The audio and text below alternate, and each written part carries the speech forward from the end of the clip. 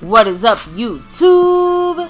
My Cowboys family here, bringing you guys the latest update on our very own Dallas Cowboys, and we all know what the latest update is because... Yep, the rosters are in here initially. Yes, the first draft, you could say, of our 53-man roster here, because obviously we expect a handful of changes as the days and, of course, the weeks come upon us, but...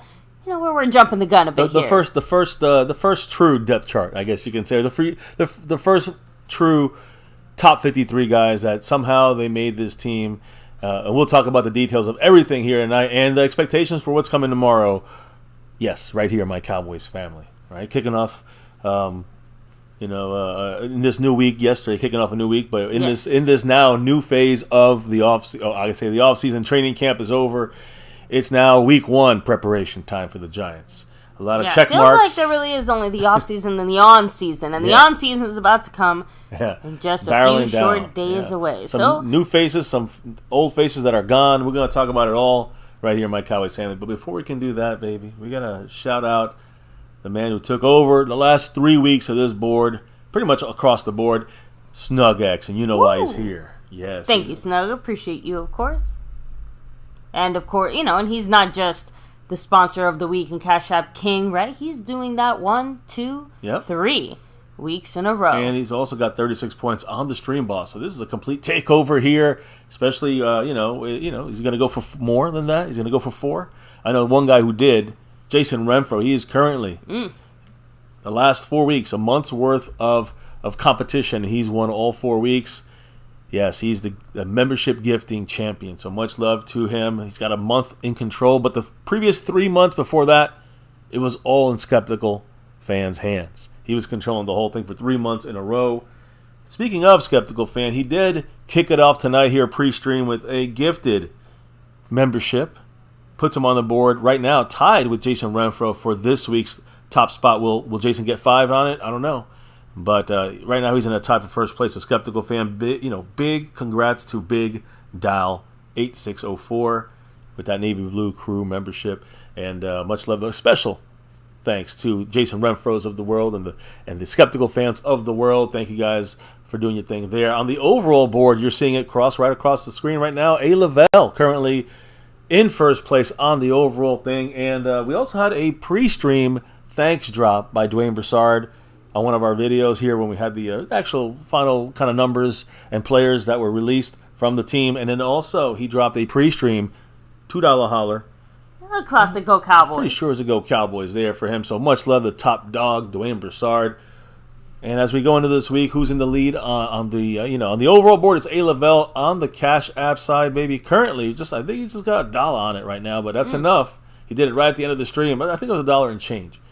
It is this guy right there, Jason Renfro, currently in the lead on the Cash App side and in a tie on the gifting membership side and for first place. So appreciate all you guys, and also appreciate some of these names very well, baby, because they're in that star level membership. That's right. Nightly shout outs to Andy Potch, Mary Alvarez, LC Lincoln Kane. Much love to those. That crew. We got the top dog, Dwayne Broussard. Got Skeptical Fan, always staying skeptical, Jason Renfro, and the Don, Ron the Don Smith. Thank all 7 of you guys in that, almost, we used to be the top shelf. We actually have one level higher than that, and you get to be on the show for an entire night with us. So, once a month, if you join the over everything level or upgrade or whatever. So there's different ways of doing things, guys. Appreciate the star level members. Appreciate Navy Blue and Silver, too. And all of you here joining us tonight, hitting that like, subscribing, and notification bell. There's ways of dropping the love, like you can drop the super chats. You got the membership. You can jump into that. You can gift the memberships. Different ways of showing love to us and the family here at MCF. The thanks button as well. But there's other ways to be in that Cash App side of things and the Cash App King. Of course, if you drop the love through the Cash App money sign My Cowboys Family, you have the Venmo at My-Cowboys-Family. The regular PayPal link, and last but not least, the Streamlabs link, which lets your comment show up on screen just like a super chat. Yeah. Oh, and one last thing I wanted to say. I can't forget this. Coming this Sunday, a week away from the game, for next Sunday's Sunday night game, we have the first of the year. Anyways, yes, let's get it back on track here and do the shout-outs to who's in the house tonight with us, as our intro is kind of over now. Yes. So, first of all, we have to shout out the man always staying skeptical fan. I appreciate you, of course. Rolando Rodriguez in the house. Much love. Don't say skeptical with the extra shout-out again for the gifting pre-stream of that membership. Much love to him. So, let me see. You got to tip your hat to Ron, the Don Smith. And first of all, Ron, we're just so glad to have you here, man. Yes. Don't even worry about it. Just seriously, guys. Appreciate you just being able to hang with us right now. So, always the love to the Don. So, Frank Moyer in the house. I did not know Dorney Park was going to need a roller coaster. That makes me feel very old. By the way, also, Frank is also sending something, so we're keeping an eye out for that. Yes, sorry, guys. We do have some personal behind-the-scenes life stuff going on. So, but yes, I'll make sure to respond to that email ASAP. We did make a mention of that, I think, a couple days ago, the work-life stuff, but it's also hurricane stuff. There's a hurricane's going to be crossing over us here, so this is probably we're hoping to be live tomorrow. Not because anything went wrong, but we might have lost power or something like that. Exactly. So we're actually kind of lucky that, it's not necessarily going to bother us, hopefully, tonight during the stream. Yeah, we're hoping it's still going to be a little bit later tonight, and hopefully don't get the full brunt of that hurricane, tropical storm, whatever. But, we've dealt with much worse here live with you guys, so we're fine. We're good. Just want to let everyone know. No, of course. Let me keep rolling here with the shout-outs, of course. We have, let me see, Glimmerman, what's up? Hello and hi. Colleen K, appreciate you. Hello. We have 808 Cowboy Bird Killer, you already know. Cowboys Execution, much love. Dwayne Broussard, the top dog himself. Let's see. Just want to make sure I don't miss anybody. Dwayne Broussard, top dog, gets another shout out there. MH, what's up? Hello. Roy Strassner. Hey. Shout out to you, Dirty South MVP. Hello and hi. Matt Persico representing. Even you, Freedom First. You get some shout outs today. Why not? Big Dal 8604. Hello and hi. Much love. Let me see. I think, so far, that's everybody here. Of course, there's more people trickle in. I'll pop in here and there to make sure to shout them out outside of my usual little commentary. So let's get it on then, maybe. Again, we know it's cut down day. There's other things that you have to be aware of, and we're going to talk about the trade involving Kelvin Joseph. But NFL-wise first, there was no deal done for Indianapolis Colts running back Jonathan Taylor. There was nothing that the Colts found that they felt was a fair value in exchange for Jonathan Taylor. So they're not trading it. They're all-pro running back. With no trade, though, Taylor is still going to stay on the PUP list, making him ineligible to play the first 4 games of this season. So they're basically just taking a guy out of the mix who's not happy there. They're not happy with him. Can't trade him. So they're going to just basically injury reserve. I'm sure he has some kind of injury that he said he had. So now, they're going to be without him for 4 weeks. He's going to miss the game against the Jaguars, Houston, Baltimore, and the Rams. Now, moving on to another team, the Dolphins. Former Cowboy player, Cedric Wilson. Cedric Wilson Jr., he had a contract kind of issue going on, and the plan actually initially was for them to release him possibly. We're going to cut Cedric Wilson Jr. The Dolphins lowered his base salary, though, to $2 million and gave him a $3 million signing bonus that equals his $5 million in guaranteed salary this year. The incentives pushed it up to possibly 7.25. But now the contract is void after this year. So basically, they're not guaranteeing him the full $5 million. They're guaranteeing him, I guess you could say $2 million is his base. But they're just kind of getting away from guarantees with Cedric Wilson, and they're not guaranteeing any more future money for him on the contract. He's done after this year. He's a free agent. But if he does well, he can get $7.25 million max for his on this year's on his income, I guess you could say, this year. Now, so again, he's not cut. He stays with Miami. Cedric Wilson Jr. Is going to be one of their depth guys. Damar Hamlin, we all know what happened to him, of course. At the beginning of the year in January, right? The cardiac arrest. They brought him back. He has made the Bills' 53-man roster. He's made their team. So, it's interesting that, again, a guy who's almost basically dead on the field like 8 months ago, is now playing, and making the 53-man roster of a team. Of course, the Bills. But, I'm just saying, like, the fact that he can make it is incredible. And, has been working, he kind of played, obviously he was playing that game, so he's starter at times. He's playing right now backup safety, and he's a special teams player as he continued to make his way back. So even though he made the team, he's not a starter anymore, or he's not one of their main rotation guys, but he is still a backup safety and getting back to, like, that full-time play. They're putting a lot of investment into him. And, good thing there, I think. A great thing, of course, for Damar Hamlin to be able to play football. He's made a 53-man roster after going through what he did. Interesting here, switching it up a little bit, but the Jaguars head coach Doug Peterson today had to cut his own son, Josh Peterson. Awkward. The thing that's weird about that is that he was listed as a tight end. He was their long snapper, like the backup long snapper. They were trying to find a way to sneak him on the team. But, he, against us, he snapped the ball over the punter's head on one play. But the punter had to make a great catch and then punt it out of the as quick as he could, because it was back in the end, near the end zone, and that was a big save by the punter. The snapper on that play was Doug Peterson's son Josh. So he had to be cut. Imagine having to cut your son, right, from the 53-man roster, but it's a lifelong dream to get into the NFL.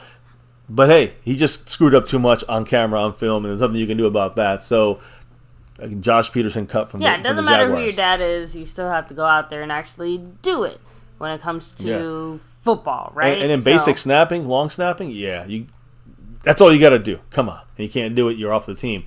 Now, let's get a little more into the Cowboys side of things here when it comes to releases and different players that were released this year. I mean, today, the Giants released offensive tackle Tyree Phillips. Very big body. Great athlete, huge upside, and he's healthy and talented enough to help your depth. An offensive tackle. I think the Cowboys that's a good option for the Cowboys, and I think it's a good option for the Cowboys to kind of bring someone like that in. If you're not really feeling great about some of your current backups you got in there right now, your depth guys, and I don't feel great about these depth guys, even if we're happy that some of these guys made the team.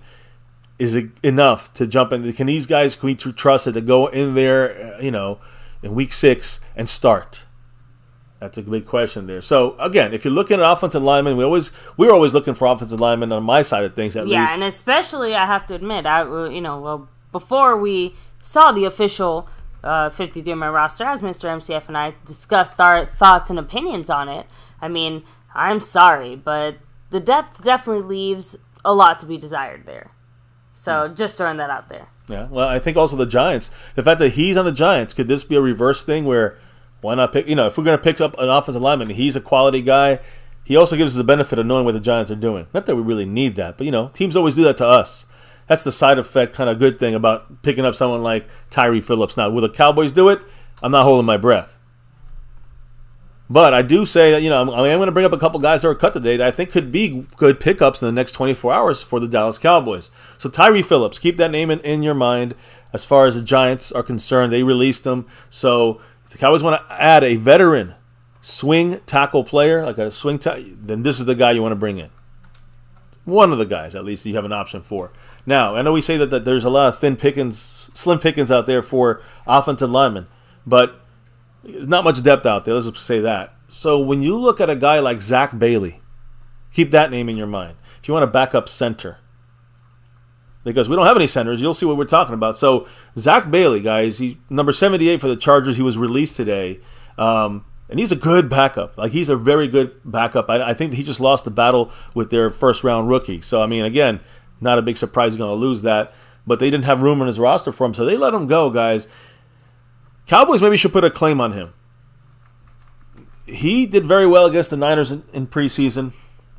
And, it takes pretty much, he can block almost 2 defenders a lot of the times on his own, of course, in dual blocking situations. But to me, Zach Bailey is a guy to keep an eye on, one of the cuts from today from the Chargers. So, again, that's more of a center. Maybe you can play some interior, but he's a center, and that would give the Cowboys at least a backup center right now. We're going to probably roll with some practice squad centers on this team and elevate these guys, probably, moving them around for like 9 weeks or something like that. We'll talk about that. We get a little deeper in this. These are just some guys that are released out there that you may say, hey, you might see the Cowboys put a claim on these guys. I'll throw in there another name that you guys all know on the offensive line that was released today from the Carolina Panthers. They released cornerback Greg Maben and defensive tackle Taylor Stallworth. I don't care about them. They released veteran offensive tackle Cam Irving. Sound familiar? I mean, yeah. He played with the Cowboys some years back, a couple years ago. Went to the Carolina. I think he was at the Panthers. Came to the Cowboys, back to the Panthers.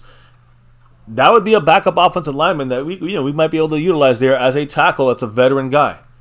So just an option. He wasn't great at all, but he's a veteran that can kind of plug the hole there for if you don't feel good about your current backups. A guy I talked about yesterday who was released, Jermaine Ifedi.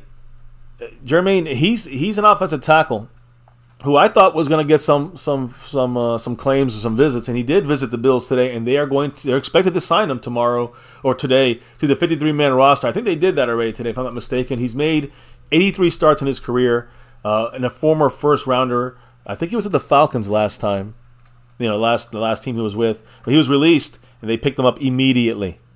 I'm just saying they right away swooped in there and picked up.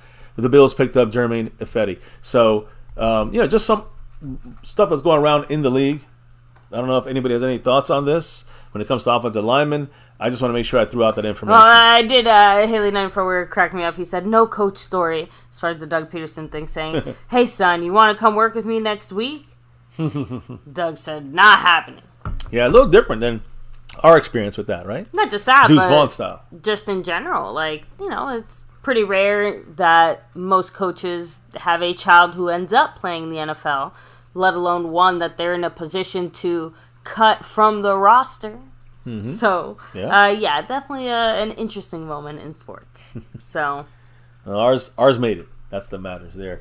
And I see Brandon James saying about a trade. Boogie Basham from the Bills to the Giants. Yeah, I'm looking at Cowboy-centric stuff here, specifically Cowboys. Yes. And here's a former Cowboy, JLew Smith, was released by the Saints today. Some people are like, let's bring him back. I disagree. But he has been released today. And the word is he's got a good chance to, return to the Saints practice squad. So at least he'll probably stay there in the practice squad. And according to other people, he might have some other options as well. Something higher up than the practice squad. Okay. The Panthers, going back to them for a quick second, this is an interesting... we're looking at, if you want to look at linebackers, right, JLew Smith, but we're not going to grab him. What about Deion Jones? A lot of you guys talked about Deion Jones a little while ago, a week ago, reminded us that he was already signed with the Carolina Panthers. They released him today.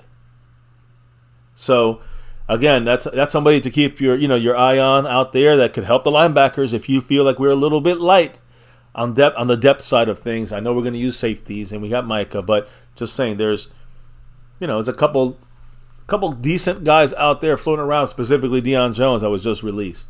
I want to say something about the Panthers.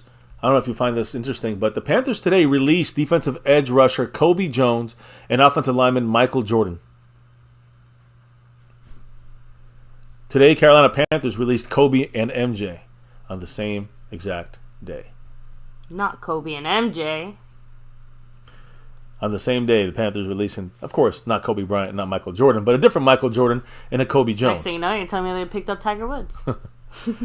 Well, how about kickers? I know that's your favorite. That's one of your favorite parts of football. The Broncos today, who have Brett Maher on their team, right?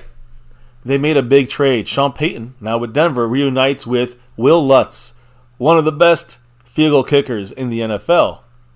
And the Saints, now he's back with Sean Payton in Denver, Mile High. Honestly, that's not all that surprising. But then what happens to Maher? They immediately cut Brett Maher. So now, if you want Brett Maher back, he's out there now. He's a free agent. Again, Will Lutz is now in Denver with Sean Payton. They're reunited. Say bye-bye Maher. They're done with him. So again, that's what you do with a guy who makes a field goal and two. All right, he's good at a couple field goals and then misses the rest. You cut the guy. You don't keep him on and try to feed the bullshit to your fans. You try to get guys that are going to do. Make a trade for Will Lutz, a solid kicker that's going to be good. For seasons. You know what I mean? So. Great. I think that's a great move by the Broncos. When you're not sure about your kicker, Brett Maher is definitely far from being sure. You bring in somebody you're sure about. So the Patriots, who I've been talking about. Mr. Cowboy literally just said no Maher. I agree, but I also don't like Brandon Aubrey. I'm just saying this is basically Maher, but a different version of him. So look, the Patriots. I talked about Nick Folk. They kept Nick Folk for the whole time. Today they were going to cut him. They traded him to the Tennessee Titans. So another player I talked about here as a kicker that's still on a team that should be released. They were going to release Nick Folk. The Titans just basically paid to not have to battle him in free agency and put a waiver claim for him. The Titans, they sent a 2025 7th-round pick for Nick Folk, who used to be a Cowboy, by the way. Just want to make sure to remind everybody that now he's a hot commodity in the kicking side of things. So we just talked about all of the stuff going down when it comes to trades and pickups and cuts. I guess I should say really was what we saw. So what was the trade that happened for the Cowboys? And that's what we're gonna discuss now. And that is, and you see it on our thumbnail, the Dolphins and the Cowboys made a trade today. So of course, I'm just saying the Dolphins continuing a long-standing tradition of the last few years of trying to go after our defensive guys. I'm just saying, like, for some reason... We went after Quinn from them, too. That's what I'm saying. Like, for some reason, I feel like us and the Dolphins have been involved quite a bit these last few years. Yeah. Well, the Dolphins, they sending their 2020 first-round pick, and you guys have to work with me on this here. His name is Noah Igbenogany. Igbenogany. All right? I'm going to call him Iggy. But look, they sent a cornerback to us, a first-round cornerback from 2020, in exchange for our second-round pick in 2021, cornerback Kelvin Joseph. All right, so quickly talking about this, and I just going from a player speaking, C.J. Goodwin said this about the departure of Kelvin Joseph and being in a trade. He said, quote, "He's one of the most talented guys I've been around. Just raw talent. He's on his way to getting it." Maybe so, but again, he's also going to be getting suspension sometime, coming soon from the NFL. Maybe the Cowboys know something. We're moving on from number one, who now that jersey becomes open and available. I wonder who's going to be number one for us in this upcoming season, because someone's taking it. Real quick update. We know with the whole QB thing with Will Grier and Lance or whatever, like the assumption was that Will Grier was going to take over with the number 15, that Lance was going to take over Will Grier's number of 15, now that Grier is gone. But, Lance did kind of confirm that, but of course things change, numbers change. So the only reason I say that is just because, again, like you said, now that this new number is available, will that change anything? So we'll have to see. I have a feeling it'll be on a seniority basis, so he probably has the least chance to get it. I would say someone. I know that Deuce Vaughn also. I wonder if he switches to number one. But Turpin, does he get number one? Sure. I don't know. There's a couple of guys you can throw around that might go for that number. But again, remember that deal they got to do, right? They got to burn out. They got to buy out all the jerseys remaining. That could be a lot of money for a guy who's not able to afford that. Exactly. So will Micah switch from 11 to 1? I'm just joking.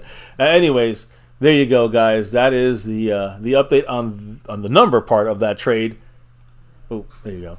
Sorry. So let's talk about some of the things about the. I guess you say what are we getting? In this player. We know we're missing, and Kelvin Joseph to me was playing very well in the slot. It was kind of also like Isaac Alarcon thing where you put him on defense. He's like his last chance to make the team. So when you got Kelvin Joseph, who's an outside cornerback, and now you move him to slot, it's kind of like his last chance to make the team. And obviously he was going to be cut. We had him cut on our prediction list. It was a close one. The Cowboys wanted to get some value from him before letting him go. Someone would have made a move for him, obviously. Yeah, and we talked about that yesterday, right? Yeah, and it sounds like whoever we, got in this trade, at least within the Cowboys organization or in their mindset, like they're better than Kelvin Joseph, right? Or they fit. I'll explain. I said, yeah, I'm just saying that's how the Cowboys see it. Yeah, the fit. Again, I think it's also what he's shown us.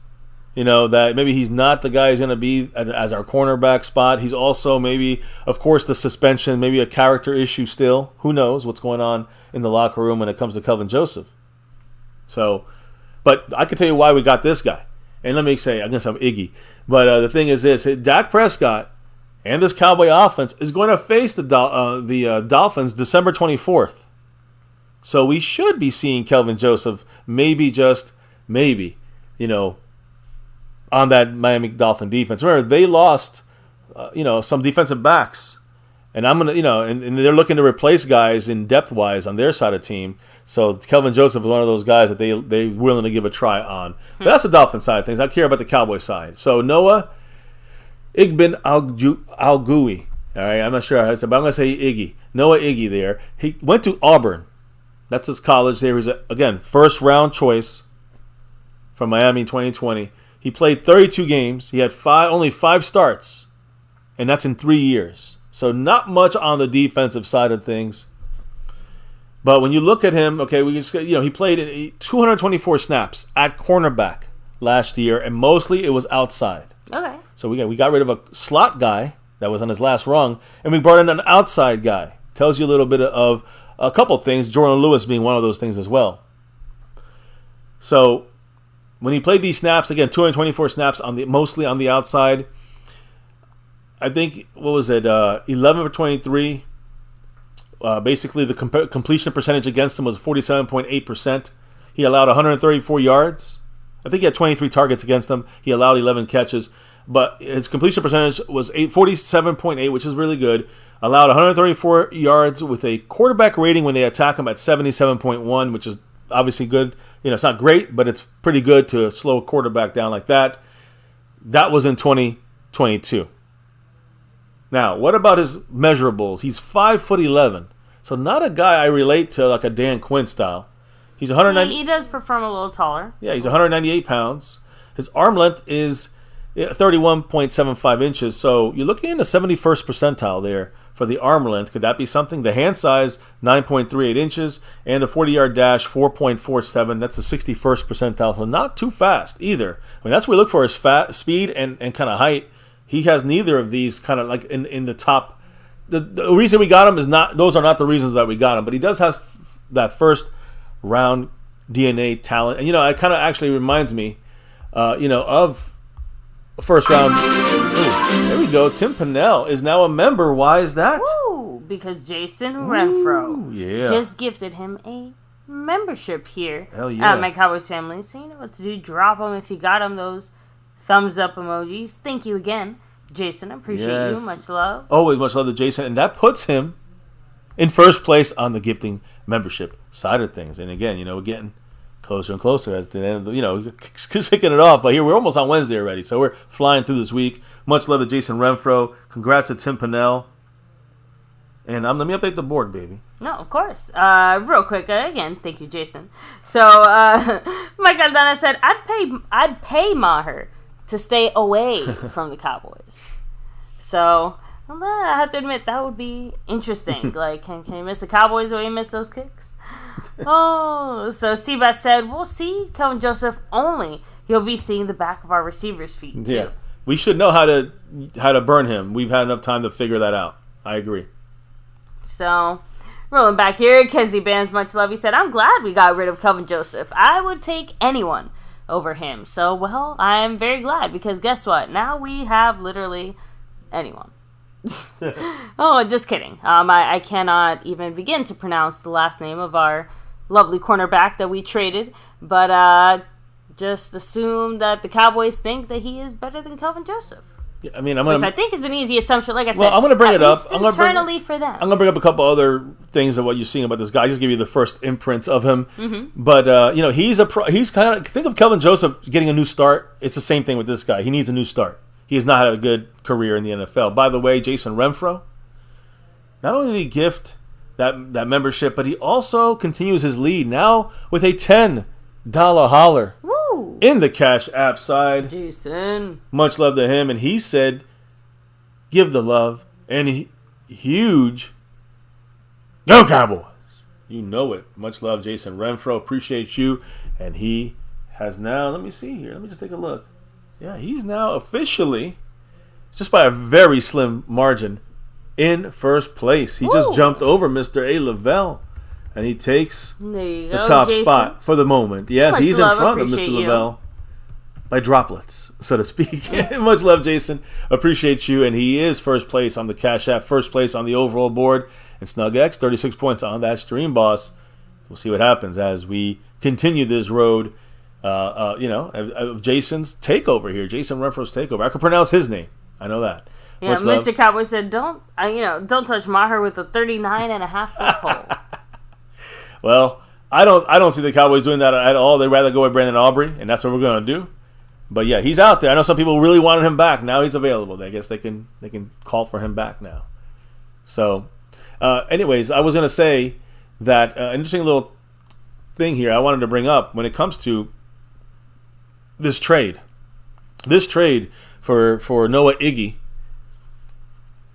Listen to this. The Cowboys pulled off 2 trades this week. 2 trades that are both former first rounders.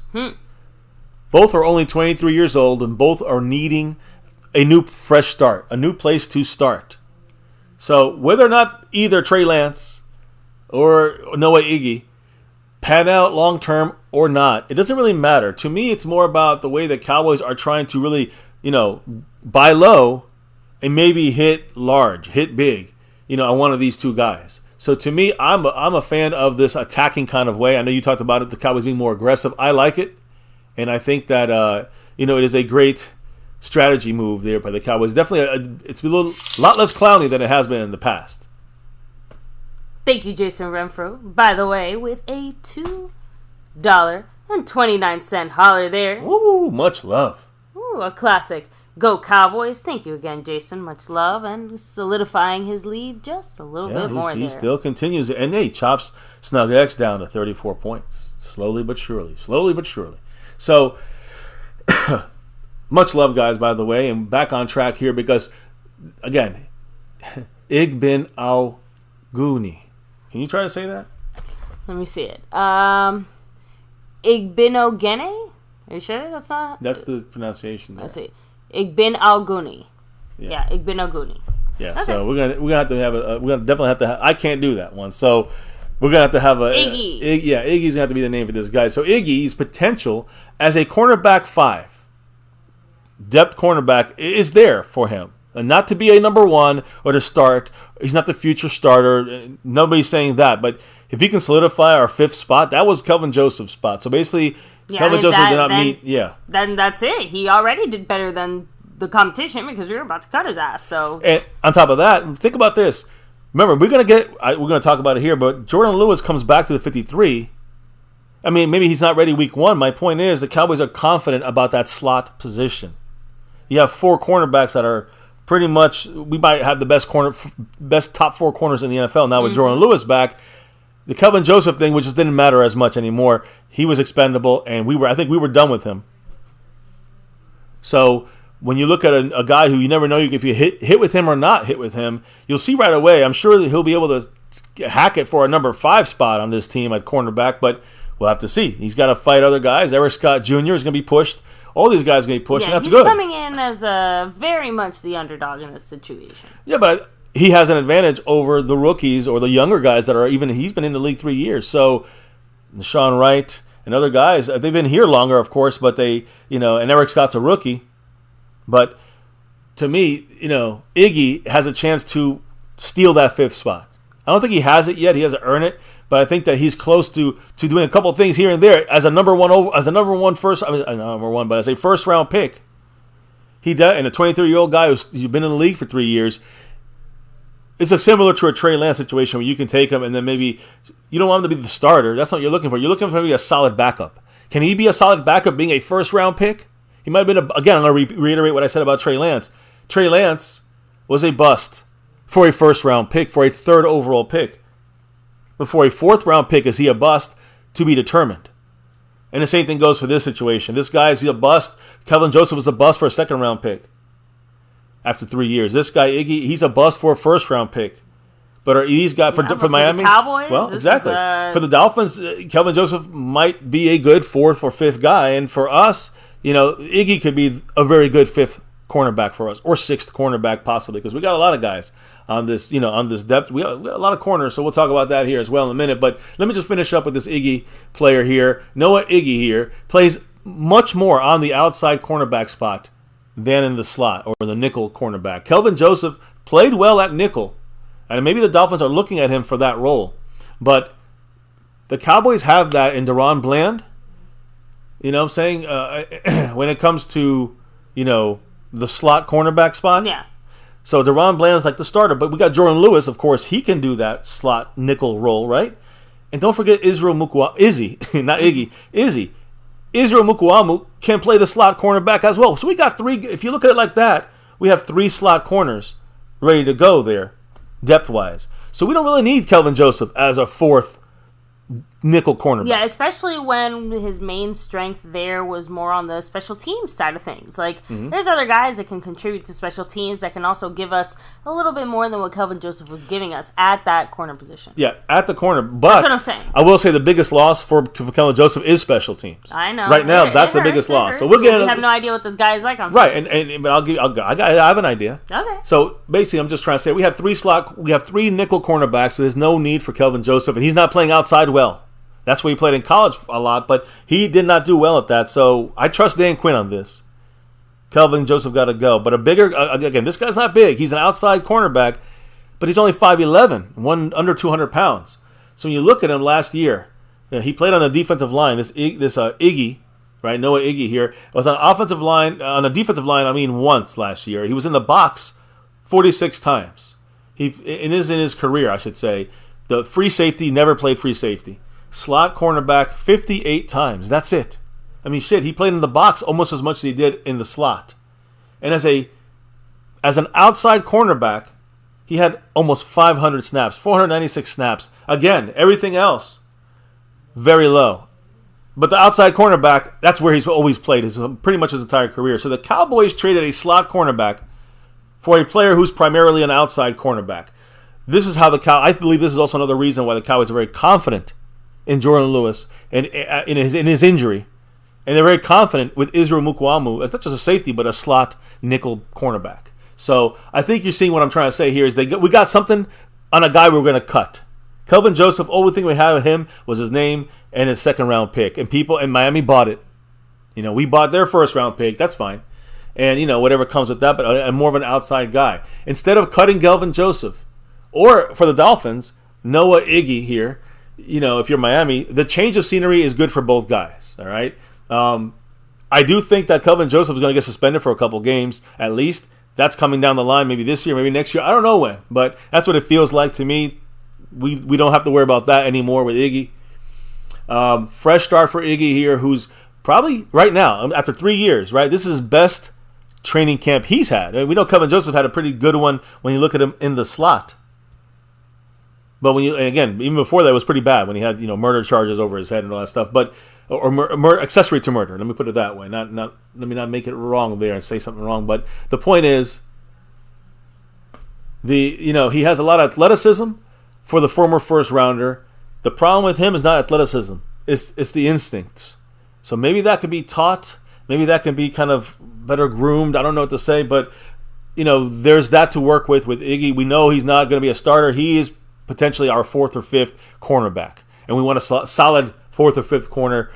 He has a 1st-round grade. Let's see what Al Harris, Joe Witt Jr., and Dan Quinn can do with him. So, that's what I'm just saying, I kind of said it before, but it's not like it's a bad thing. It's not like we wasted anything, really. No, we were going to release him. That's what I'm trying to say. I think it's worth the chance.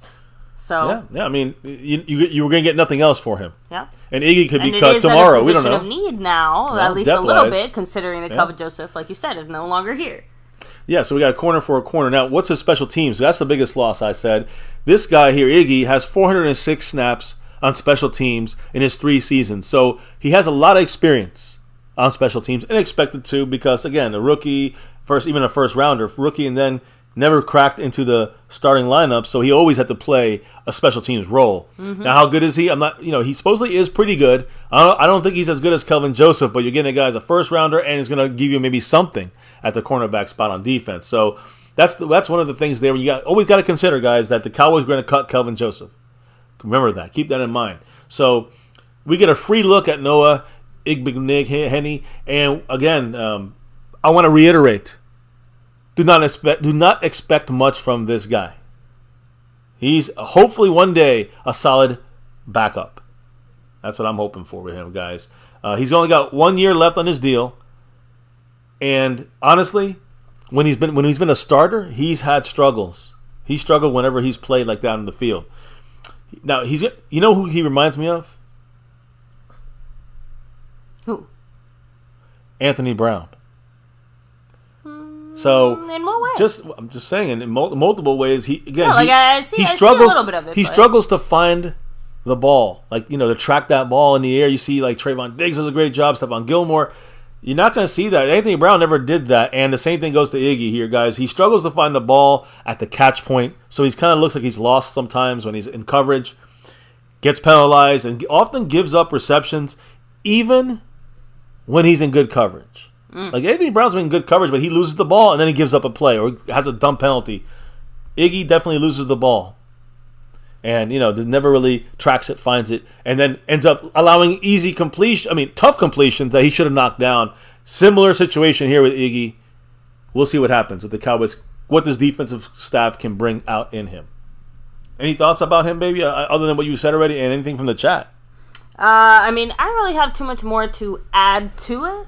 But I did want to read a few comments here. You guys are bringing up some great points. Jason Renfro saying we need more depth from outside corners. Well, and that's the big change here. You're getting rid of that. You got 4 guys in the slot. Now you're at least pushing a little more depth on the outside. Yeah. We'll see how he pans out. He can't be worse than what we kind of got already. Seabass saying what we're all thinking, of course. Getting something in return for Kelvin Joseph trade is surprising in and of itself, which is my whole point that I was trying to say before. Yep. Like, we were going to cut him, and he was going to go anyway. So, why not get a trade, especially if it's a player that the Cowboys already sort of kind of liked, I guess, right? So, let me roll back here. So, yeah, Richard Scotty called him a less fast version of Anthony Brown. There you go. That's a very good assessment. So, let me see here. Ron the Don Smith said, I watched the video on the new guy that we traded for when he was on the Dolphins. He caught an interception in the end zone. Yeah, he'll have some nice stuff, but unfortunately, most of his stuff, it looks like Anthony Brown when Anthony Brown's not doing too well, before Dan Quinn. Let's put that. Anthony Brown before Dan Quinn, that's a good thing. Maybe we could turn him into Anthony Brown after Dan Quinn, which was a much better overall cornerback. But again, let me reiterate, guys, the athleticism is there. Anthony Brown is fast. This guy is not that fast, but he's athletic. He knows how to, make plays, but he has problems locating that ball in the air. So that's a major part of things. That's an instinct thing. And that reminds me of Anthony Brown. I'm going to leave it at that. So as we roll on, I guess, here, we got to get to this is the main part of this stream here, guys, and that is the official, well, it's not the official. We'll call it the initial, not the official, initial 53-man roster. And, of course, we had roster cuts. That's the big news, of course, today. And McCarthy spoke, but it was after the cuts went down. So let's start it off, I guess, with the list here, guys, of the guys who were released today. All right? Boom. Who got the chop? There you go. And a lot of names. We'll show you what we said. We actually, guys, we missed 5 out of 53. 91%. It was one of our worst outings, but we did it again. We got an A on this one, guys. We did it again. So look at the list here real quick, and I'll explain. There's a couple guys that are not here, and I'm going to have to, I'll explain about these guys later, but specifically the important thing to see here, these are the players the Cowboys waived, which are subject to claim. What does that mean? That means that now you can pick these guys up. There's other guys we released that the other teams cannot claim. I'll explain that in a minute. But these are the players that we waived that any team can pick up in the next 24 hours before we get a chance to re-sign them to the practice squad. Okay. And you can see their names. I'll read them for you. Jabril Cox, Alex Lindstrom, Isaac Alarcon, Brock Hoffman, Earl Bostic Jr., Matt Farniak, Alex Taylor-Perillo, Simi Fehoko, Jalen Cropper, Dennis Houston, Dontario Drummond, Jose Barbon, Malik Davis, Miles Brooks, Josh Butler, Will Greer, D'Angelo Mandel, Tyler Coyle, Sheldrick Redwine, Seth Green, Sean McEwen, Princeton Fant, Isaiah Land, Tyrus Wheat, Darrell Johnson, Quentin Bohanna, Tyron Billy Johnson, and the last guy, we'll talk about him a little later, Ronald Jones. He's not been released. He's on our reserve suspended list. He's still a Cowboy. So that is the list. Now, again, there's a couple names missing. Let's go through the list here real quick, starting with yesterday.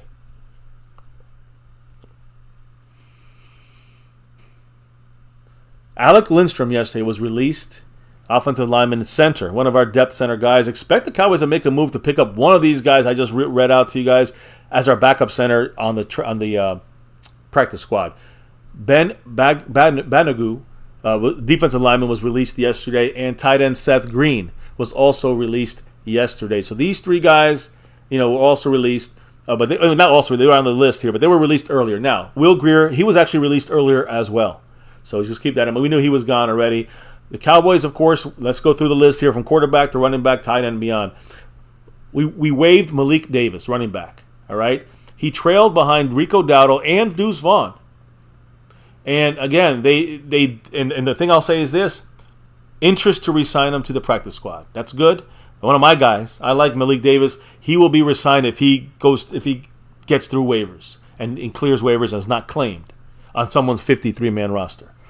Tight end, Sean McEwen. Now, baby, we talked about this. That's one of our wrong picks. We said it was between him and Hunter Lipke. So we picked the wrong guy there. Hunter Lipke, congratulations. We'll talk about him. But Sean McEwen, he's off the team for now. Lots of back and forth, though. The Cowboys really wanted to keep McEwen. Ultimately, there was only room for 3 tight ends. They found more versatility in Lipke. So they definitely want to bring him back to the practice squad. So Sean McEwen, a second guy. Keep track of this. Okay. The guys we're bringing back to the practice squad, that seemed almost for sure. By the way, Will Greer might be one of those guys as well. Princeton Fant, tight end. He was released. Again, we know was the cousin of Noah Fant. But Princeton Fant was also released, the undrafted guy we picked up after the draft, one of the undrafted free agents we picked up. Now, a guy who made our team last year at receiver, Dennis Houston, was released. Again, he did take a very good step, a positive step going forward in his development in this second NFL offseason for him. He was an undrafted guy last year. Very strong candidate to get back in the practice squad, of course, if he clears waivers. So we're talking about possibly 4 guys right now. Just keep track of that for me. So the Cowboys also waived a lot of receivers. Jalen Moreno Cropper from Fresno State. I really liked him. Maybe challenge that 6th spot. He wasn't beating out Jalen Brooks. So Jalen Cropper, undrafted, Fresno State, showed a lot of skill in the slot this year, in that slot receiver spot. And if he clears waivers, also will be picked up by the Cowboys. So that's now 5 total guys at most. D'Antonio Drummond, who is a guy who's always been around the Cowboys the last couple of years. Looks like, former Ole Miss standout. He was on our franchise. He was on our practice squad last year. I don't know if he's going to make it this year, so I'm going to keep him off my little practice squad list. Okay. Other guys like Simi Fehoko might not make it. He got cut, of course. It's been a long time coming in my mind for Simi Fehoko, but yeah, I'm more than ready to end that experiment. Yeah, Jose Barbone and Tyron Billy Johnson, number 80. These guys may come back to the practice squad. We shall see. But I do think that, Houston, Cropper, maybe Fehoko, those are the top 3. Maybe Drummond. Those are the 4 guys at most you'll see at receiver. I don't think we need that many receivers because we have a pretty solid 6. Remember, we have 6 now, not 5 at the receiver spot. Now, going to the offensive line. Who do we waive? You see the list here, but let me just kind of put it together. Cowboys waived Brock Hoffman, number 67. Guy who kind of is in the fights and always in the fights there. He made a good push, though, in training camp for the 53-man roster. There is an outside chance the Cowboys will try to get him elevated for week 1. If he clears waivers, the Cowboys will pick him up on the, they're going to pick him up on the, on the practice squad. He'll be our backup center. I think they want him. They want, Brock Hoffman over someone like, Alec Lindstrom. I think Alec Lindstrom was behind Hoffman. So Hoffman will be their person. The only way I think they bring back Lindstrom is if Hoffman's been poached. And he's not going to get poached. No one's going to put him on the 53. Yeah, that seems extremely unlikely to me. No one's going to put him on the 53. So to me, you can possibly see Brock Hoffman, number 67. I'm assuming he keeps that number. If we pick him up on the practice squad, he'll be elevated to be the primary backup to Tyler Biadasz week 1. Just keep that in mind. That's a very good possibility there. Now, another offensive lineman the Cowboys let go of, tackle Earl Bostic Jr., who to me was ransacked the entire training camp. So, not surprising he's gone. But he was an aggressive addition when it came to the undrafted players this year. and he received $220,000 guaranteed. Definitely expected to rejoin the practice squad. So you got right now 7 guys. Now you also got Matt Farniok. And to me, he's got some starts on him, right? I mean, I'm not hearing much about him coming back. Not sure if the Cowboys are done with him. And same thing with Alex Taylor-Perlot, who is like 6'9". He was definitely one of the worst out there on the field. Yeah, it sounds like whatever the Cowboys were looking for, they didn't quite see in these guys in particular. So obviously they still went through, camp. There were bodies. It is what it is. But no, I'm just saying that, they obviously just did not see what they wanted to see. And at least in Farniok's case specifically, yeah, he, just a day late and a dollar short. I mean, I think that Brock Hoffman, they saw something from him.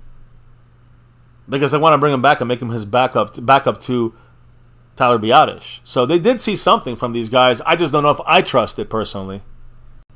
And, to me... I mean, all these guys that we're talking about, we've said this before, said this a few times now. I said it earlier in the stream, but, not exactly the most top-tier quality players. I mean, all of our, backup O-line guys are, they leave a lot to be desired. Let's be honest. Yeah, and they're young, and they're all, inexperienced, so there's a lot of issues. And that goes to these guys that we're cutting as well. But Matt Farniok's one of the... wary to trust it. Matt Farniok's one of the... I would say he's one of the least guys on this list in the sense that, least he has experience. He has starting experience in the NFL. He's not that great, but are these guys that good?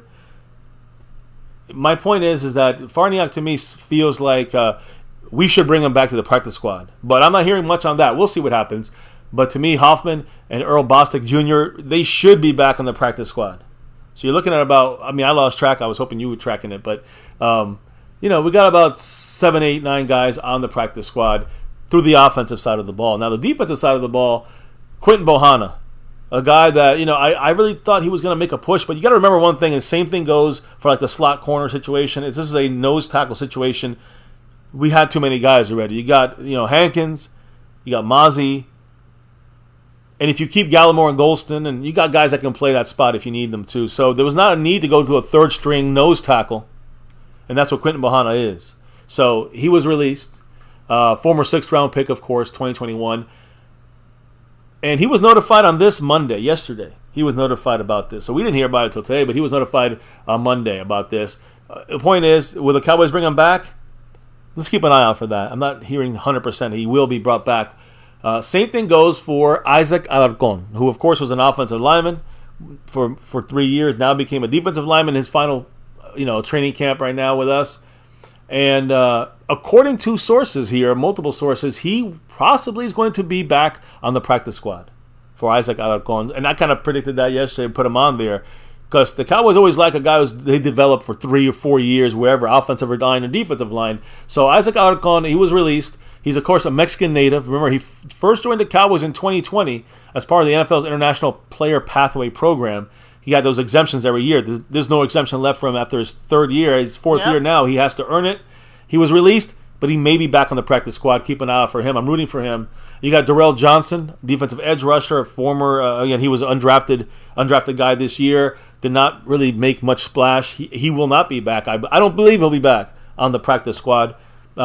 Then Isaiah Land, who was the surprise to a lot of people, and I thought he was on the bubble. Even we put him on our 53. I thought it would still be a close call, And he was released today. Obviously, again, undrafted rookie from Florida A&M, flashed a lot this preseason. One of the top kind of pass rushers, but I guarantee you, if he clears waivers, which I'm hearing he will clear waivers. If he does clear waivers, we're bringing him back on the practice squad. That's a guarantee.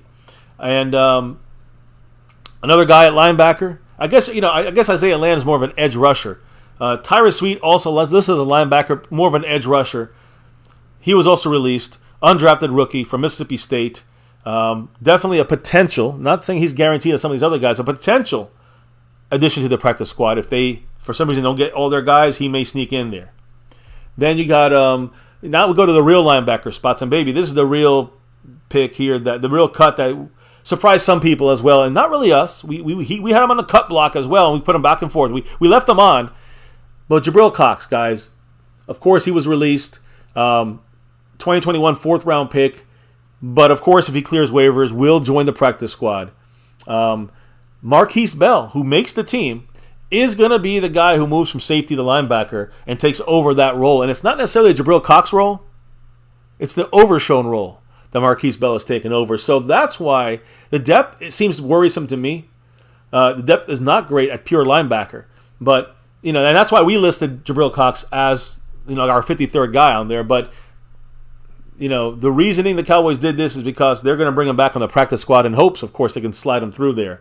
The Cowboys then, when it comes to... And by the way, I'm also, seeing Malik Jefferson at linebacker. Guy who's had a really great camp and got hurt right away in the first game in preseason. As a veteran, he does not go on waivers. So he will be likely re-signed in the 24 hours. He's a vested veteran. So he will be likely re-signed to the practice squad and has a chance to be one of the elevations against the Giants week 1. So, again, you see, I'm saying the guys that you might see in week 1 in a uniform. And, I'm saying, guys like, Hoffman, guys like Malik Jefferson on defense at linebacker, definitely could see him, one of the possible elevations there for the Cowboys. Now, in the defensive back side of things, corners and safeties, the end of this thing here, Sheldrick Redwine got injured. But he had a strong showing, guys. I thought he did pretty good. Again, unfortunately, at the safety spot, he's not a cornerback, he's a safety. Probably the deepest position for the Cowboys. So there's no way he was going to sneak on this side of things, but he may get, if he's available, he will be put on the practice squad, I'm assuming. And then you got a cornerback, D'Angelo Mandel, who, again, guys, former BYU standout. You had his jersey, number 36.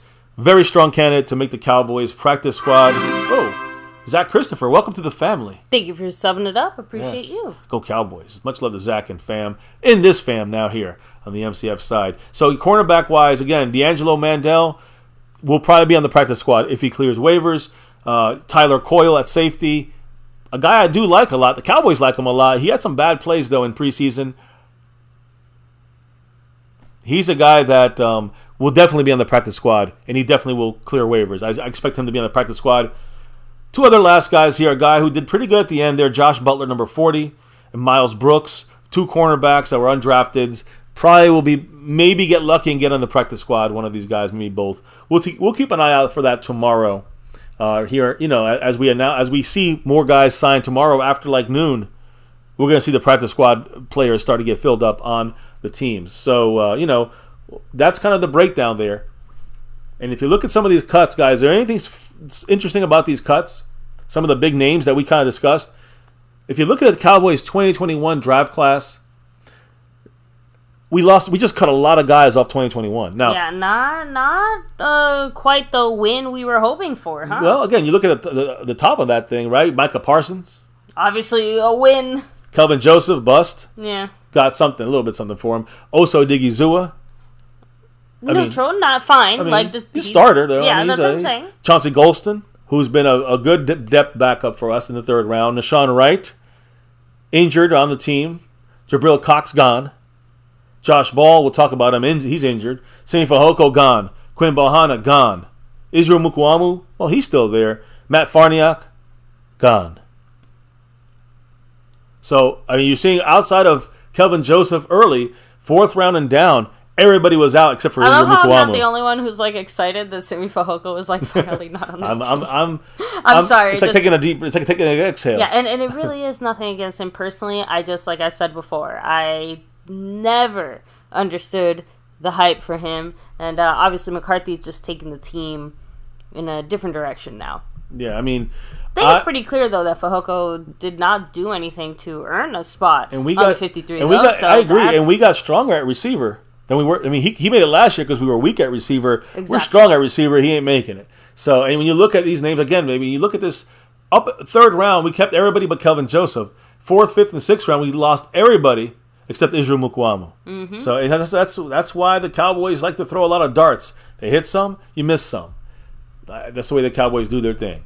Now, I do want to go to another. I don't know if anybody has any comments on these these moves. Any specific issues? Richard Scotty said, "I guess Jabril Cox was not let me see. I guess Jabril Cox was not manly, instead Pee-wee sized. No Cox and no Balls on this team, at least initially. You'll see what I'm talking about in a minute. Even though you don't see Josh Ball cut, there's a reason for that. Honestly, I'm a little bit sad when it comes to the Jabril Cox situation, just because, again, I don't think it's necessarily anything that he did or didn't do. I think the injury slowed him down.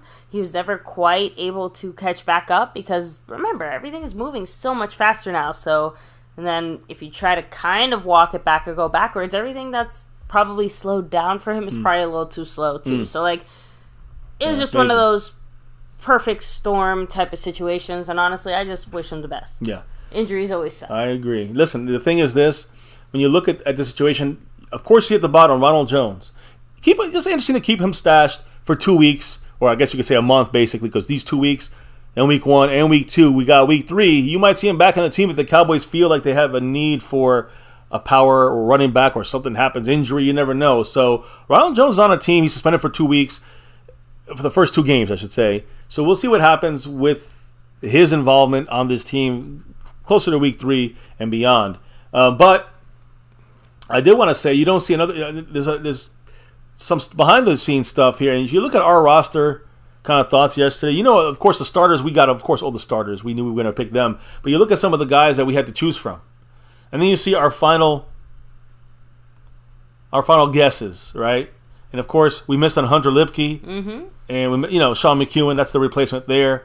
You're looking over here, you see, you take Jabril Cox out, and you can add in there Jalen Brooks as a receiver, right? Farniak out, but then go to Chuma Edoga. You'll see what I mean by that in a minute, because he's going to be on the 53. And then you got to look at like Isaiah Land, and then add in what's his name? Not Gallimore, the other guy. Golston? Yeah, Chauncey Golston. So you're seeing some of the switches here. The other, we did keep Nashawn Wright. He won't be there too long, though. I'll explain in a minute.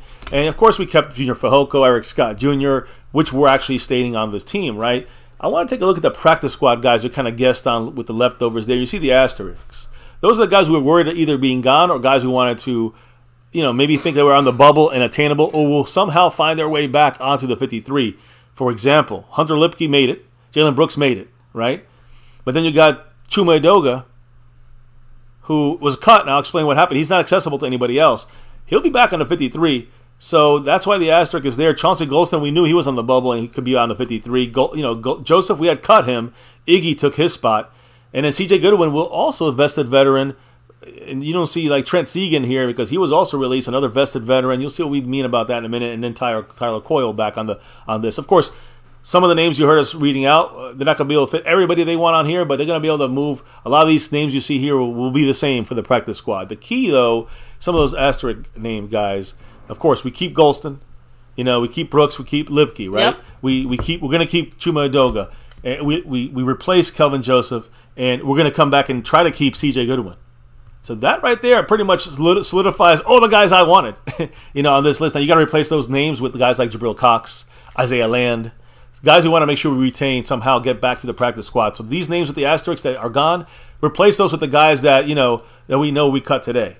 But there's another name here that kind of threw a wrench in everything, and that's the guy up above there in the yellow, Jordan Lewis. Again, the players who remain on the PUP list missed the first 4 weeks of the season. And these guys were Colts running back Jonathan Taylor, Cardinals quarterback Kyler Murray, Bills outside linebacker Von Miller. Some big names missing the first 4 games of the season. Panthers guard Austin Corbett, Bengals offensive tackle Lael Collins. Interesting. Injured again. Then you got Packers cornerback Eric Stokes, Titans cornerback Caleb Farley. Of course, he's injured, but also his father just got killed died at the explosion in his home. Chargers receiver Jalen Guyton, Dolphins cornerback Nick Needham, Broncos edge Baron Browning, Giants cornerback Aaron Robinson, and Jaguars defensive edge rusher Dwayne Smoot. There is no mention, not one, of this guy, Jordan Lewis. So, Jordan Lewis, guys, has been activated onto the 53-man roster, and he's been taken off the PUP list. What does that mean? Not on the PUP means that he makes the 53, doesn't have to miss 4 weeks, and he will be, meaning that, I don't know if he'll be ready to go like week 1, but week 2 or 3, we should see Jordan Lewis his involvement in this defense, whether at slot or mixing it up there with him and Bland. That's the expectations going forward when it comes to the Jordan Lewis situation. Again, we talked about it yesterday. He said he needs a full week of just like practice before he goes to a real week of practice. Is ready for the game. He needs 2 weeks. He can make the Giant game. I think that's a little bit, maybe a little bit overconfident on that, but I do think that, by the time he's game ready, it'll be obviously before 4 weeks in the season. So that's the good news there. Cowboys are confident about his injury. Again, we talked about it was not even a Lisfranc injury. It's just that's all they can call it because it was so bad. They never seen much an injury like this before. And again, he was in a cast and a boot, tag team there for 6 months. So again, he's ready to return to practice, and he's going to prep for the opening game against the Giants. He's going to have 2 weeks to do that, and I think that it's a great sign. Not necessarily he's going to play week 1, but a great sign for Jordan Lewis to get back out on that field sooner than later. And confident. The Cowboys are confident in that injury, not that he's going to re-injure it or anything like that. Now he did speak today about the situation with his coming back to the team and his injury. So baby, let me clear this board here real quick so we can see you speaking. What did he say, baby, when it comes to Jordan Lewis? What did he say when it came to coming back now healthy and ready to go? He said, quote, "I feel really good, the best I have in a while. I'll see how we practice to see exactly what we're going to do for the first game." And again, it's been almost exactly a year since that horrible injury. Jordan Lewis had it in there. The tough part's over. It's honestly just seeing if I can go out there and perform to the best of my ability against someone else. I can do all the breaks and cuts and stuff like that. But it's not about getting back into the fold and playing football against people. So, also, of course he spoke a little bit more. Someone else was very excited to have him back. He said, Britt Brown told me 2 days ago that he was going to be activated. He said, "I'm so excited." He just kept that on the low key then.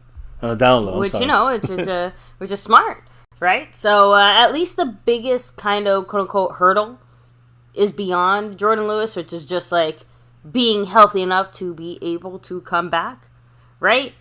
So now it's just a matter of, feeling comfortable with that too and mentally convincing yourself of that, right? So he added in there, quote, "It's really just feeling football again.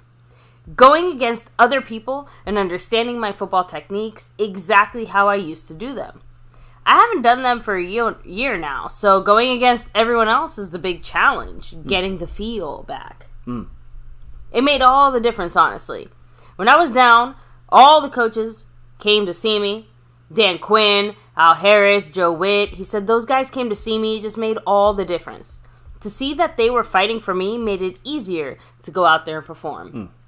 Jordan Lewis basically just kind of mentioned, and he went into more detail, but that was kind of the main parts there. But yeah, he obviously struggled a lot with his injury and thinking, his mental health issues and things like that, like about the possibility of never being able to play again because of the severity of the injury and stuff like that. So, but to me, it's more important to hear that our coaches seem really invested in Jordan Lewis. Obviously, I know they care about all the players and stuff, and they don't want anything to happen to him, but man, that's quite the arsenal to show up on your front step just to check in and say, "Hey, are you good?" Yesterday you talked about the fact that McCarthy was like, "This is like one of our leaders on this team." So the probability of him getting gone on this team, like being traded or cut, was not going to happen. Cowboys like his leadership ability, and they like what he provides, not just on the field but in the behind the scenes. So yeah, Jordan Lewis is all across the board. He's ready to play now, as far as prepping himself to play sooner than later in a game.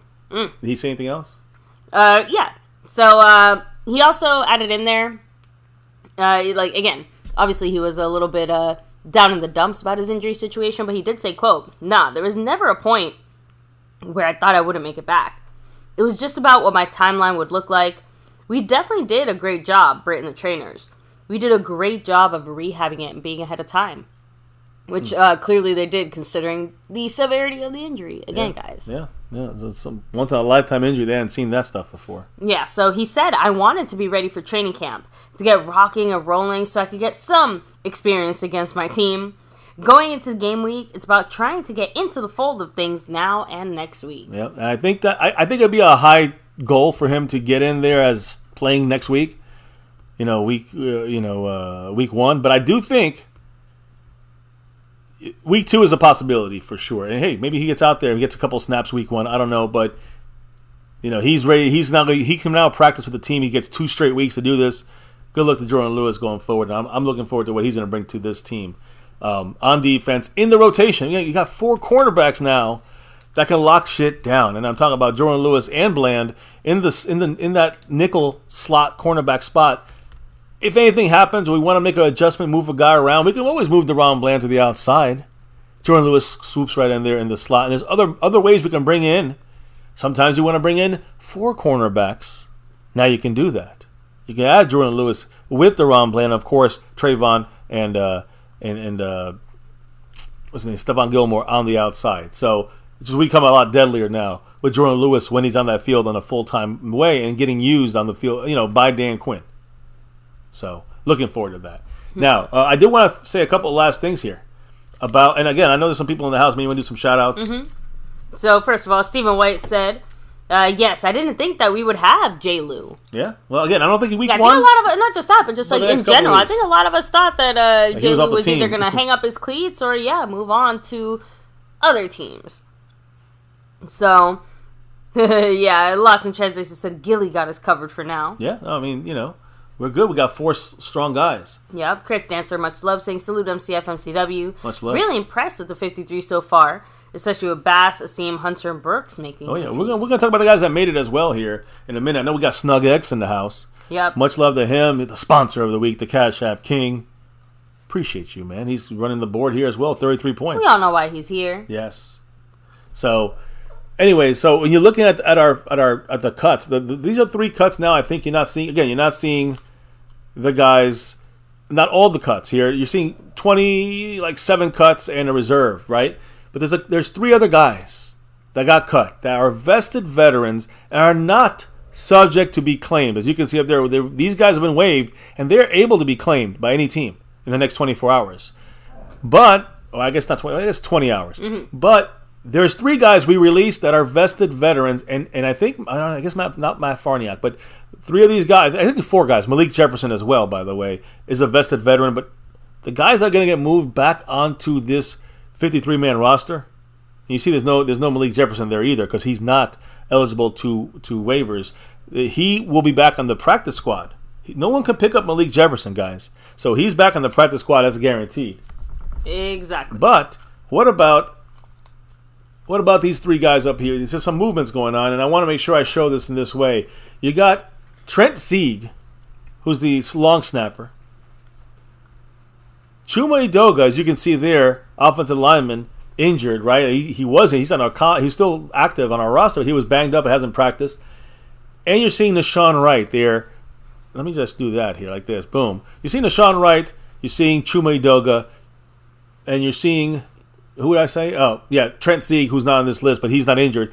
These are vested veterans. I'll explain what that means in a minute. But first, the man with the plan. Haley 94 Ware. With that $2 holler, the all-time dropper in the house. Ooh, thank you so much, Haley. You know what he had to say? Let me know. Let me have it. Overall, truly happy with this initial 53. I mean, I have to admit, again, I'm very, very happy with it, but I'm also surprised. Like you said, we tend to hit more than we miss, and at least this year in the history of MCF, we actually missed, I'm almost positive, the most that we ever have, just because, again, we kind of broke it down as we did it, kind of saying both of the possible options there, but I don't think either one of us... We weren't far away, is the point. And we still hit 91%. That's still an A. That's my book. And hey, I'm happy the way we did it, broke it down, and we had explanations on if this happens, then this will happen. If that happens, this happens. And it happened because if you look right here, much love, by the way, Haley 94 Ware taking Snug to 31. Ooh. Tyler Coyle points. So appreciate you, Haley. Got you on that board.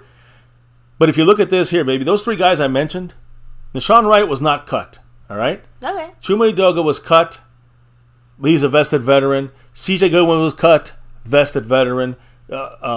Malik Jefferson cut, going on our practice squad, vested veteran, and Trent Zieg, he was cut and vested veteran, but Nashawn Wright was not cut. Nashawn Wright is expected to go onto the injured reserve after being on this 53 now. So Nashawn Wright with the high ankle sprain. Remember, he was in a boot recently, up until recently, and he's going to go and move off this roster into the yellow. See that yellow area there? And again, they got 3 guys on the right, Demarion Overshown, Stevens Jr., and David Durden. They're out for the year. Mm-hmm. But the other 3 guys at this point are not out for the year. Odoga was banged up, but he's gonna make this team. He was cut, but he'll be back in the that silver and navy blue lettering. Jordan Lewis, of course, was put back on the 53. He's, of course, on it. But Nashawn Wright will go into the injured area. For 4 weeks, he's going to miss 4 weeks of football. So, again, I don't really mind that move. That's the reason why the Cowboys kept, I think they brought in Iggy, because we are going to be no real depth after Jordan Lewis. So Nashawn Wright will be out for 4 weeks at least. And Matt Waletzko, offensive lineman, who we did not cut today, backup tackle. He has that shoulder subluxation, and he got it injured. He came back and played a little bit against the Raiders in the last preseason game. But he's also going to go on injured reserve for the 4-week period. So we're going to lose. What I'm trying to say here is Nashawn Wright and Matt Waletzko will be off of the 53 and into injured reserve tomorrow, which opens up 2 spots for us. Then you look at Trent Zieg, who also was released today. He will be back with C.J. Goodwin and Chuma Edoga. I'll explain in a minute. As you can see, there's already 2 spots open with just Nashawn Wright and Matt Waletzko going off of this, right? So that's going to happen tomorrow. Now, let me explain. Trent Zieg, the long snapper for the Cowboys, he's our long snapper, and he will be our long snapper week 1. No one, when you have a player like Malik Jefferson or C.J. Goodwin, Chuma Edoga, Trent Zieg, when you have these kind of guys, they are Malik Jefferson, they're all vested veterans. Vested veterans is somebody who basically in the same 20-hour span, they're not eligible to be claimed. They're basically, you put them to the side, hold them there, and then you offer them a new deal, but same as they had before. It's a way of getting through this. So you can make your injured reserve moves. That's why you got Jordan Lewis back. That's why, you're seeing Nashawn Wright going off this list now after being had room for him to sneak in here. Same thing with Waletzko. So we don't lose these guys for the whole season. One guy, though, in that yellow, his name is Josh Ball. He was not cut today, but he's not going to play a down for the Cowboys in 2023. Why? Because he was put on IR, injured reserve, before the deadline, which means that because once it hits that deadline, if you're on injured reserve, which, again, Jordan Lewis was taken. Again, actually, Jordan Lewis is a different situation. But anybody on injured reserve at that point is out for the year. Oh. And so Josh Ball, who's going to miss at least 2 months, I have no problem not playing any gymnastics on the roster and trying to get this guy on the team. For what reason? I don't know. I would have cut him, but get him on the injured reserve? Fine. You redshirt him another year. Who gives a shit? So Josh Ball is still a Cowboy, but he will not play a down this season. And, just that's how we're opening up a lot of this space on this team. That's how you can have, more than 53 guys technically. And the initial 53 doesn't really mean as much because you got to see. So there's still going to be some moves. We have no long snapper right now, but that guy will be added tomorrow after we move off guys like Nashawn Wright and Matt Waletzko. You guys feel me on this? So, again, a vested veteran is somebody who has 4 years in the league or more accrued. All right? Those players do not go on waivers. We did this actually last year. We could do it again with Cooper Rush if we wanted to. Cut Cooper Rush and just make room for him. We did it with Brian Anger last year. Just saying, we did these things before, guys. Chuma Edoga was also officially released. But it's actually going down as helping the team. He was released, but he's helping the Cowboys as part of this initial reduction to 53, and then they're going to re-sign him. Again, no one can claim him. That's the way it is. So, right. So again, we are good with these guys in yellow. Again, 4 guys not going to play anymore. Demarion Overshown, Stevens Jr., David Durden, and Josh Ball. They're not playing at all this year. They're out for the year. Nashawn Wright will be moved there for 4 weeks. You'll have Matt Waletzko moved up there for a couple of weeks. Jordan Lewis and Chuma Edoga. Jordan Lewis already on the 53. Edoga will be on there tomorrow. once these other moves are done. And Trent Sieg will be back as well. Now, the other guy I'm waiting for to hear from is that going to be C.J. Goodwin? Because I think he's going to be a guy that can also sneak in here and maybe even get into the elevated time format here. Josh Ball is season-ending injury, right? Season-ending. I don't know if he's out for the year technically, but he's on the injury reserve. He's out for the year. Even if he's ready to play, he can't play this season, and he's not permitted to play at all. So again, we moved these 4 players. I just read them to you there. They're out for the year. These four guys. And like I said, I reiterate this, that our long snapper, Trent Sieg, our offensive lineman, Chuma Edoga, and cornerback C.J. Goodwin are all expected to be back on this roster as these players head to IR or other moves are done. After spending a day, on the 53, which is the rule for some of these guys like Nashawn Wright and Let's Go. They got to spend a day on the 53 before they can be moved to IR, short-term injured reserve. So another interesting fact here, baby. You see our who made this team, and I want to go through that now. That's the way you're seeing our guesses. We were wrong on some of them, but let's take a look at not just the releases, guys, but let's take a look at the guys who actually made it. The actually 53-man roster. You guys, I don't know if you guys can see it there. It's very small print, but the point is here that all 8 draft picks from this year's draft made this roster, this 53-man roster, all 8 of them. Which, I mean, I don't know when the last time was that happened, and I know we always favor our draft picks, but every single one? Every year. One? Every year I think we keep every one. In 2021 we kept every single one. Now we cut half of them. So I'm just saying we did, but I still feel like I said, there's usually always one, at least. And that's what I'm saying. Even 2021 was a bit of an outlier year, I think, for that specifically. Yeah. Like I said, we always favor pretty much all of our draft picks. But, again, to keep every single one usually signals something a little bit different. So let me go through the list. Mozzie Smith, Luke Schoonmaker, DeMarvin Overshone, of course, on IR, Vilemi Fehoko, or Junior Fehoko, Awesome Richards, Eric Scott Jr., Deuce Vaughn, and Jalen Brooks. All got all of these guys, all 8 draft picks on the 53. And then, why don't you add in a couple undrafted guys? All right, this year undrafted Hunter Lipke, fullback, running back, hybrid tight end, I don't know. You got guard TJ Bass, so we predicted this one way on early on out. Like I'm talking about before training camp. We said TJ Bass, keep an eye on him.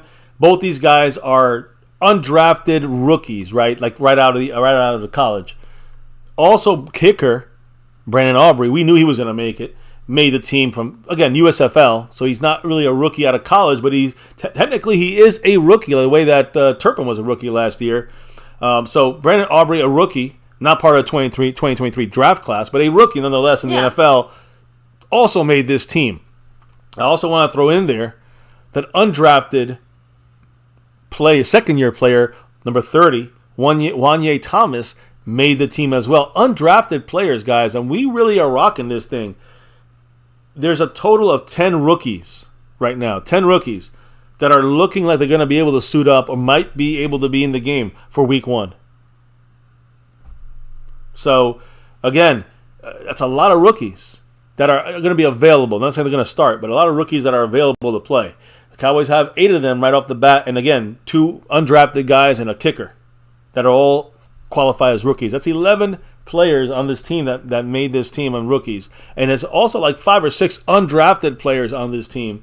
It's crazy, guys. I mean, the Cowboys do great. Ridgeway is always going to be one of those, like the one that got away. Yeah. Even though, going back at the time, it was still, I think, the best move possible that we could have made. So, hindsight's always 20/20. Always. Oh, you can't help that. But I'm not going to sit there and keep crying about it. We got to move on from Ridgeway and that mistake from the front office to cut him. Now, just real quick, and I'm going to read this out, and then I want to know what the chat thinks and maybe what you think if you want to throw in a couple of thoughts. But quarterbacks, Dak Prescott, Cooper Rush, Trey Lance. 3 right there. Running backs, we kept 4. Tony Pollard, Rico Dowdle, Deuce Vaughn, and Hunter Lipke. All right. Again, Lipke replaces the tight end, which would have been Sean McEwen. The tight ends, we only kept 3. Jake Ferguson, Peyton Hendershot, and Luke Schoonmaker, the rookie. That did surprise me quite a bit. What, 3 tight ends? Yeah. All right. Go ahead, no, just saying, like, again. Instead of McCarthy, 4 running backs, right? Exactly. So, first of all, one of the reasons that at least in our 53-man roster prediction, right, we didn't have the fullback, Lipke, right? And then we did have Sean McEwen. So, remember, obviously, when it comes to our thoughts on what we think the offense is going to look like and some of the comments that McCarthy has made as far as favoring the tight ends for some of our blocking needs and things like that. And, of course, to me at least, the Schoonmaker situation still is something I'm keeping in the back of my mind. I just kind of figured that McEwen was another little bit of a safety blanket there, but I guess, like I said, the Cowboys chose to go in a different direction. I think you got to look at both those guys. Here's what I'm going to say. I'm glad we're discussing this, but we got to look at Hunter Lipke and Sean McEwen as the same position. Don't look at it as running back or tight end. Whatever McEwen was going to do, it's kind of like Overshown and Marquise Bell. If you are looking at what they're going to do, what their role is on special teams, it's going to be the same thing when it comes to Lipke and McEwen. When it comes to their offense, it's going to be very similar roles. But exactly. I want to say this though. I think the difference maker was the versatility that you get with Lipke, who can also run, which that's something that Sean McEwen couldn't be a running back at any point. And again, he can catch like McEwen. So McEwen is just going to be exactly what he currently is, but at least Lipke you can use in a slightly more versatile way. You could put Lipke on the as the offset edge tight end if you wanted to, kind of like the way we're talking about Schoonmaker is going to be used as a fullback-ish kind of sometimes, could be helping like that in some blocking situations. So that's the versatility that McCarthy, the Cowboys always like, but McCarthy's kind of, I think they're showing us they're going to be doing this with, you could say on defense with Overshown replacing him with Marquise Bell. That's the guy taking those snaps there. That's the role there is being utilized, even if it's a different position. And I think the position of tight end or whatever they were going to do at tight end, our fourth tight end to me is Tyler Lipke as well. Like he's our fourth running back and our fourth tight end. I think that's what made the difference for McCarthy to pick him over McEwen. And hey, listen, we picked McEwen, but I have no problem with this either, especially if that's what they're seeing. I'm all in on this. I like it, and he is a guy that definitely provides great blocking and pass protection, which is something that McEwen also was not going to do. Remember, he's on the line of scrimmage, a little different than being in the backfield as a running back. So I think those are the reasons. I'm giving you my thoughts on why he beat out McEwen, and I think it's three damn good reasons why McCarthy kept him on this team. So, that's my thoughts on that. Oh, skeptical man already coming in. He's like, how good can Hunter throw or kick a field goal? Yeah, definitely not any kicker or quarterback for Hunter Lipke. Not on his docket. You sure? Maybe we just need to see it. That was a joke. But skeptical fan, thank you for that. Yeah, I just read that. Haley94 said that third preseason game sold him on Lipke. Yeah, so the opportunities weren't there until that game. We had to keep Hunter because Hunter has hands too. Yeah, he can catch, he can run, and he can block. That's why I'm saying he gives you more than a guy who can catch and block. Yes, we have. Oh, Lost in Translation said we have a baby moose. Yeah, a little bit like a 2020s moose, right? Like a 21st century moose. They don't have the big bulky guys anymore as much. You got to have some other skills than just being big. And Moose did all that stuff. He caught, he blocked, he had great hands. But I think you got to be a little slimmer, a little more, little different makeup as far as 2022, 2023 type fullback we have nowadays. So yeah, I like it. I like this pickup, and the versatility is the key. I think that's why he won. Look at receivers. Now, we had cut down the receivers. Jalen Brooks was a guy we was on the bubble for us. I think we could have got him, picked him up as a training camp guy if we wanted to, but the Cowboys liked him enough to keep him on the team. CeeDee Lamb, Brandon Cooks, Michael Gallup, Jalen Tolbert solidified the number 4 spot there, Kavontae Turpin at 5, and Jalen Brooks, I'm assuming on special teams as well, he's going to have some usage there. He made the team in the 53. Offensive line, which is, again, depth-wise, our issue, in my opinion, still is, but our starters are solid. Tyron Smith, Tyler Biadasz, Zach Martin, Terrence Steele, starting 5. You can't beat that with a bat. Then you got our backups, right? And so let me just make sure I make it clear here. There's only 3 backups on this list. You got Matt Waletzko, Awesome Richards, and TJ Bass. Keep in mind, Waletzko is going off of this list. He's going to be on injury reserve for 4 weeks. That means that Edoga is going to get re-signed and he get put on this list.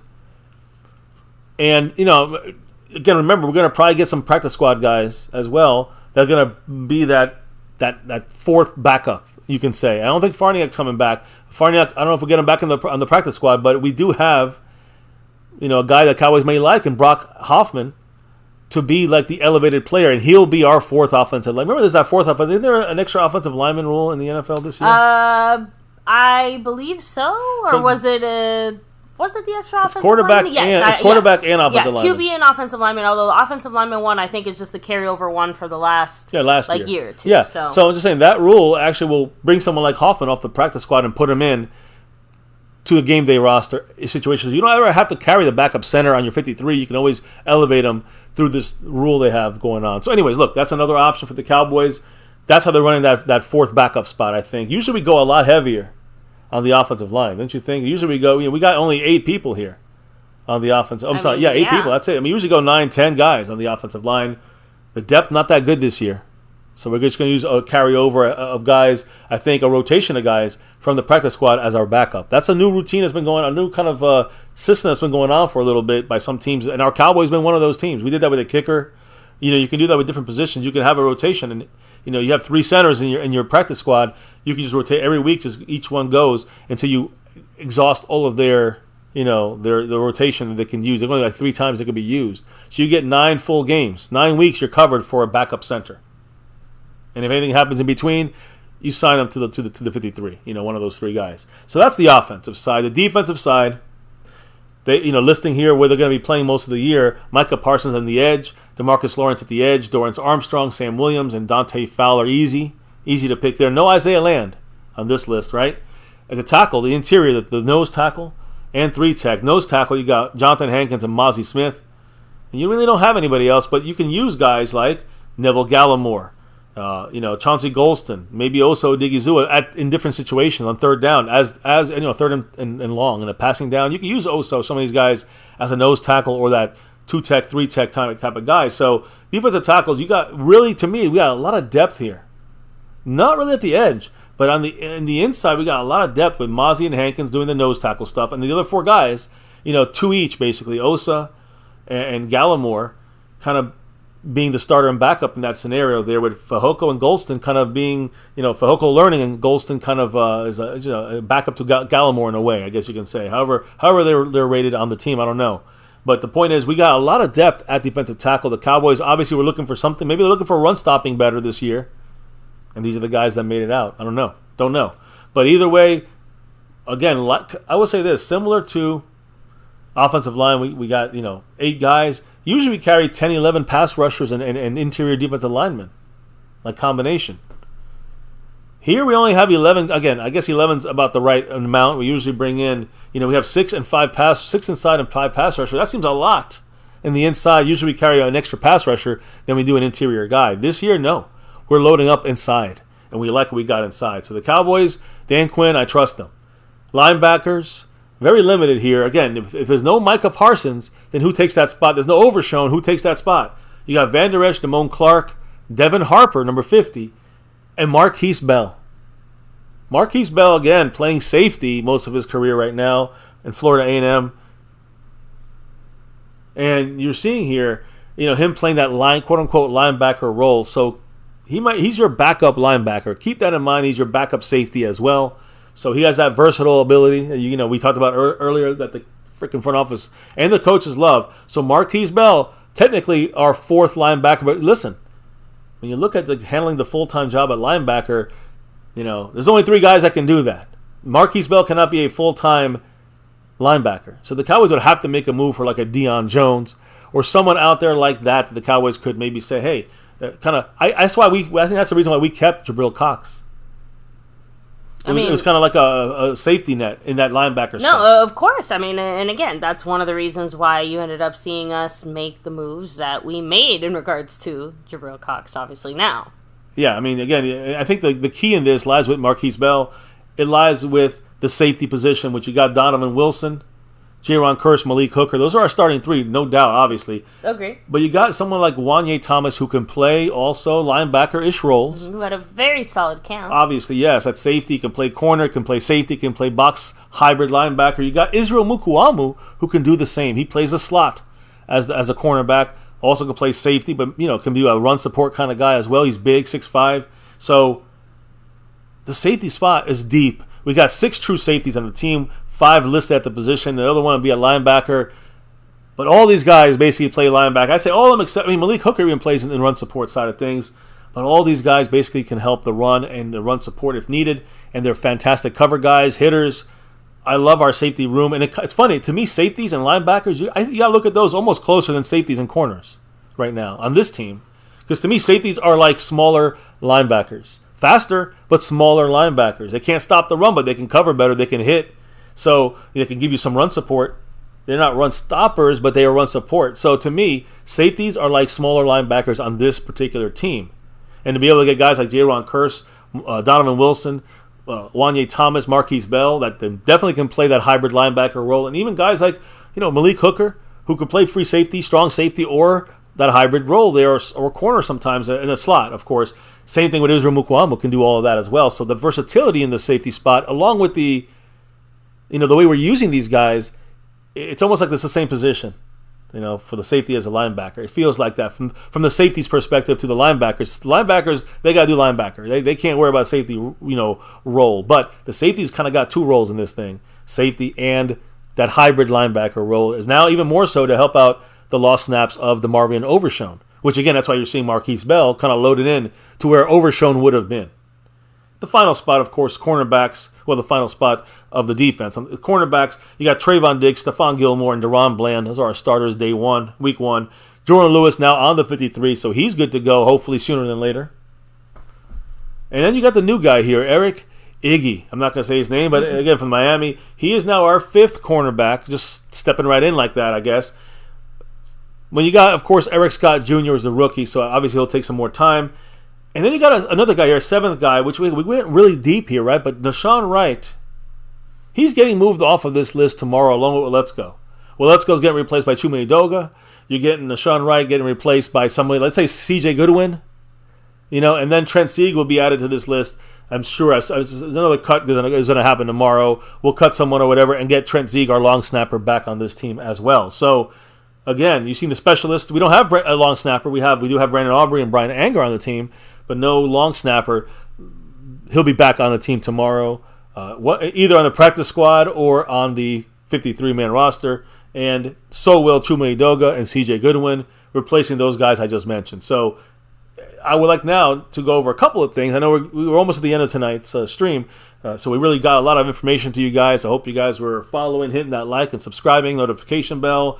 What other, we should shout out to people that are repping it here, baby, in the top spots. Of course, we have the sponsor of the week, the Cash App King, representing it 1, 2, 3 weeks in a row, Snug X. Yes. Thank you, Snug. Appreciate you, of course. We know why he's here. He's got pretty much almost a full takeover there, bossing that stream around as well with 31 points. So yeah, Jason Renfro also in the mix because he is currently he's the membership leader. King. 4 weeks in a row, right? And he's going for 5. He's got I think he's in the lead by 1 right now over Skeptical Fan, who's got 1 in there. It's a safety versus 1 point, I guess, old school safety. And Jason Renfro's leading the Cash App side of things, as well as the overall board. He just jumped over A. Lavelle today, so with a little lead. Still got the lead across all those boards. So, baby, even though Snug X kind of has the takeover from last week into this week, Jason Renfro setting up to try to take over this week to next week. Mm-hmm. See what happens. Much love. And, again, appreciate everybody who's dropped the love here tonight so far. Skeptical Fan gifting membership here. It's Jason Renfro gifting membership and Cash App in it. Dwayne Broussard with the thanks drop in the pre-stream. And Haley94 where? On that board. Much love to everybody in the house. Now let's hear what you guys think about this. Any last kind of thoughts about the 53-man roster and the moves that are coming? And you heard it here now. We gave you the full rundown here of the way it's going to be for tomorrow, so don't be surprised. Number one, we fill up our practice squad, team, 16 new guys. A lot of these guys will be on this team that were released. And, of course, on the 53, you're going to see Chuma Edoga and CJ Goodwin and Trent Sieg getting added back onto the 53 with some moves to the injury reserve and that kind of stuff. So, any thoughts in there from you or from the chat, baby? So, of course, Haley94 said, Cowboy coaches say that they want player flexibility. If so, then let Trayvon try a few plays at receiver. He's been asking Dak. Plus, set up a running back package for Micah. Let's walk the talk. Because I think the main reason is... No offense, but fucking thank you. Because I am... you're all for that. Me on my lonely little island here is saying, please, just one snap with Micah on offense. I say simple person. It's because of possible injuries. You don't want to get Trayvon Diggs injured on a pass because you're trying to give him a snap in there. Leave it to the receivers to do that. And Micah, I love him, but unless it's like a one play, a goal line play or something like that, I guess you can do that. But in a game we're winning 30-0, sure. But to go in there and say let's give him a package or let's give him a couple snaps, no. You don't want him getting hurt back there, guys. I'm sorry. I am somebody who is against that completely. Sorry, baby. Sorry. Who mentioned that in the chat? That was Haley94. Yeah, sorry, guys, but I'm against that for the reasons of injury, mainly. And, of course, if it's a blowout, I don't care if I'll turn over as much, but I don't want somebody like Micah might not be able to handle the ball as well. Maybe he gets hit differently than he did in high school when he was running back. So, again, he might not be used to that, even in practice, getting that done there. It might not translate in a game. And injury. I don't want that shit happening. So, yeah, keep him on the sideline resting and let the professionals run the ball. That's what I'm saying. Let Trayvon Diggs stay on the sideline resting, and let the receivers, the professionals, catch the ball. So, let me see here. Griff181 said, should have left Jordan Lewis on the PUP list and just kept Isaiah Land. I personally agree with that as well. Whether it's Isaiah Land or somebody else, I agree with making that move. The Cowboys felt like that he's going to be ready, let's say, week 2. They didn't want to lose week 2, 3, and 4, maybe 5. They said, let's get him in there for week 2 or 3. I think that it's a good move if you can get out there by week 2. I think that's a good move by the Cowboys to get him on there. No hold him for a roster spot. You're going to get Isaiah Land. Probably going to get him back, guys, tomorrow. We're going to get him back on our team. That's the hope. We'll see what the waiver claims come out to be. Whoever gets him ahead, whoever someone gets him, they get him. If not, we move on with either that player or if they get taken, we move on with somebody else. There's a lot of comparable guys out there we could pick up and put on our practice squad. I'm just being honest. So, we'll see. We'll see what happens. Don't get your heart set on any guys on this team. So, let me see here. Rolando Rodriguez, yes, we actually did. We are going to touch base on that, some of those Trey Lance comments there. So, again, one thing I will say, Justin Quarles, the Q-Man, he's mentioned this a few times, basically, since we've done that Trey Lance move. But I have to admit, I'm seeing it pick up a lot more steam now. It seems like a lot of 49er fans are not fans of this move, let's say. So, yeah, they basically feel like they just got ripped off. That makes me smile. I think because we technically, supposedly, overspent on him, right? With all these other teams and all these other people and stuff. Anyway, that's all. Well, let's just get right. I mean, unless somebody else has to say something about the 53, let's talk about one of the guys on the 53, and that's Trey Lance. We kind of touched on all the other points there, so Tommy Montoya, much love, but yes. Back to you, baby. Yeah, no, I was going to say, let's talk about number 5 here, or I guess whatever number he's going to be, number 15, number 1, I don't know. But Trey Lance, I know you're going to talk about him, baby. He did speak today. But, when you hear about this conversation, I see Trey Lance as an upgrade to our depth at quarterback. We see a guy that's better than Will Grier and a guy who can maybe pass Cooper Rush in time, right? This year sometime, who knows? That's the same thing I look at this Iggy guy we just got from Miami. We were going to cut Kelvin Joseph anyways. Might as well get someone in there that has good stock value, right? Good DNA from the draft, first round, pick, and see what we can work with him. Both 23 years old. We've got 2 first rounders we brought in here because there's something still to them, right? A rip off at first round, but a good deal. With the fourth round pick, it's probably a better deal. It's probably not a bust, is my point. So. When you add in the mix, guys, the freaking talking heads, some of the Cowboy fan haters, there's Cowboy haters out there of Dak Prescott.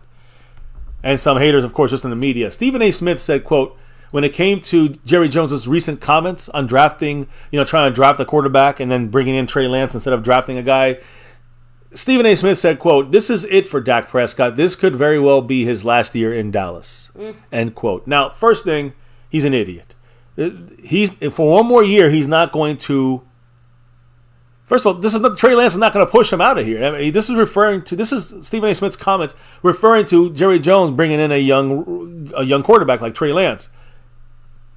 It's such clickbait BS, guys. Please tell me you guys don't listen to it. And the reason I'm bringing it up because we are getting ready to discuss about Trey Lance, but you're not going to get. Iggy is not going to be our starting cornerback anytime soon. Yeah. And neither is Trey Lance going to be our starting quarterback anytime soon. People have to get that through their thick skulls, no matter what they want to believe.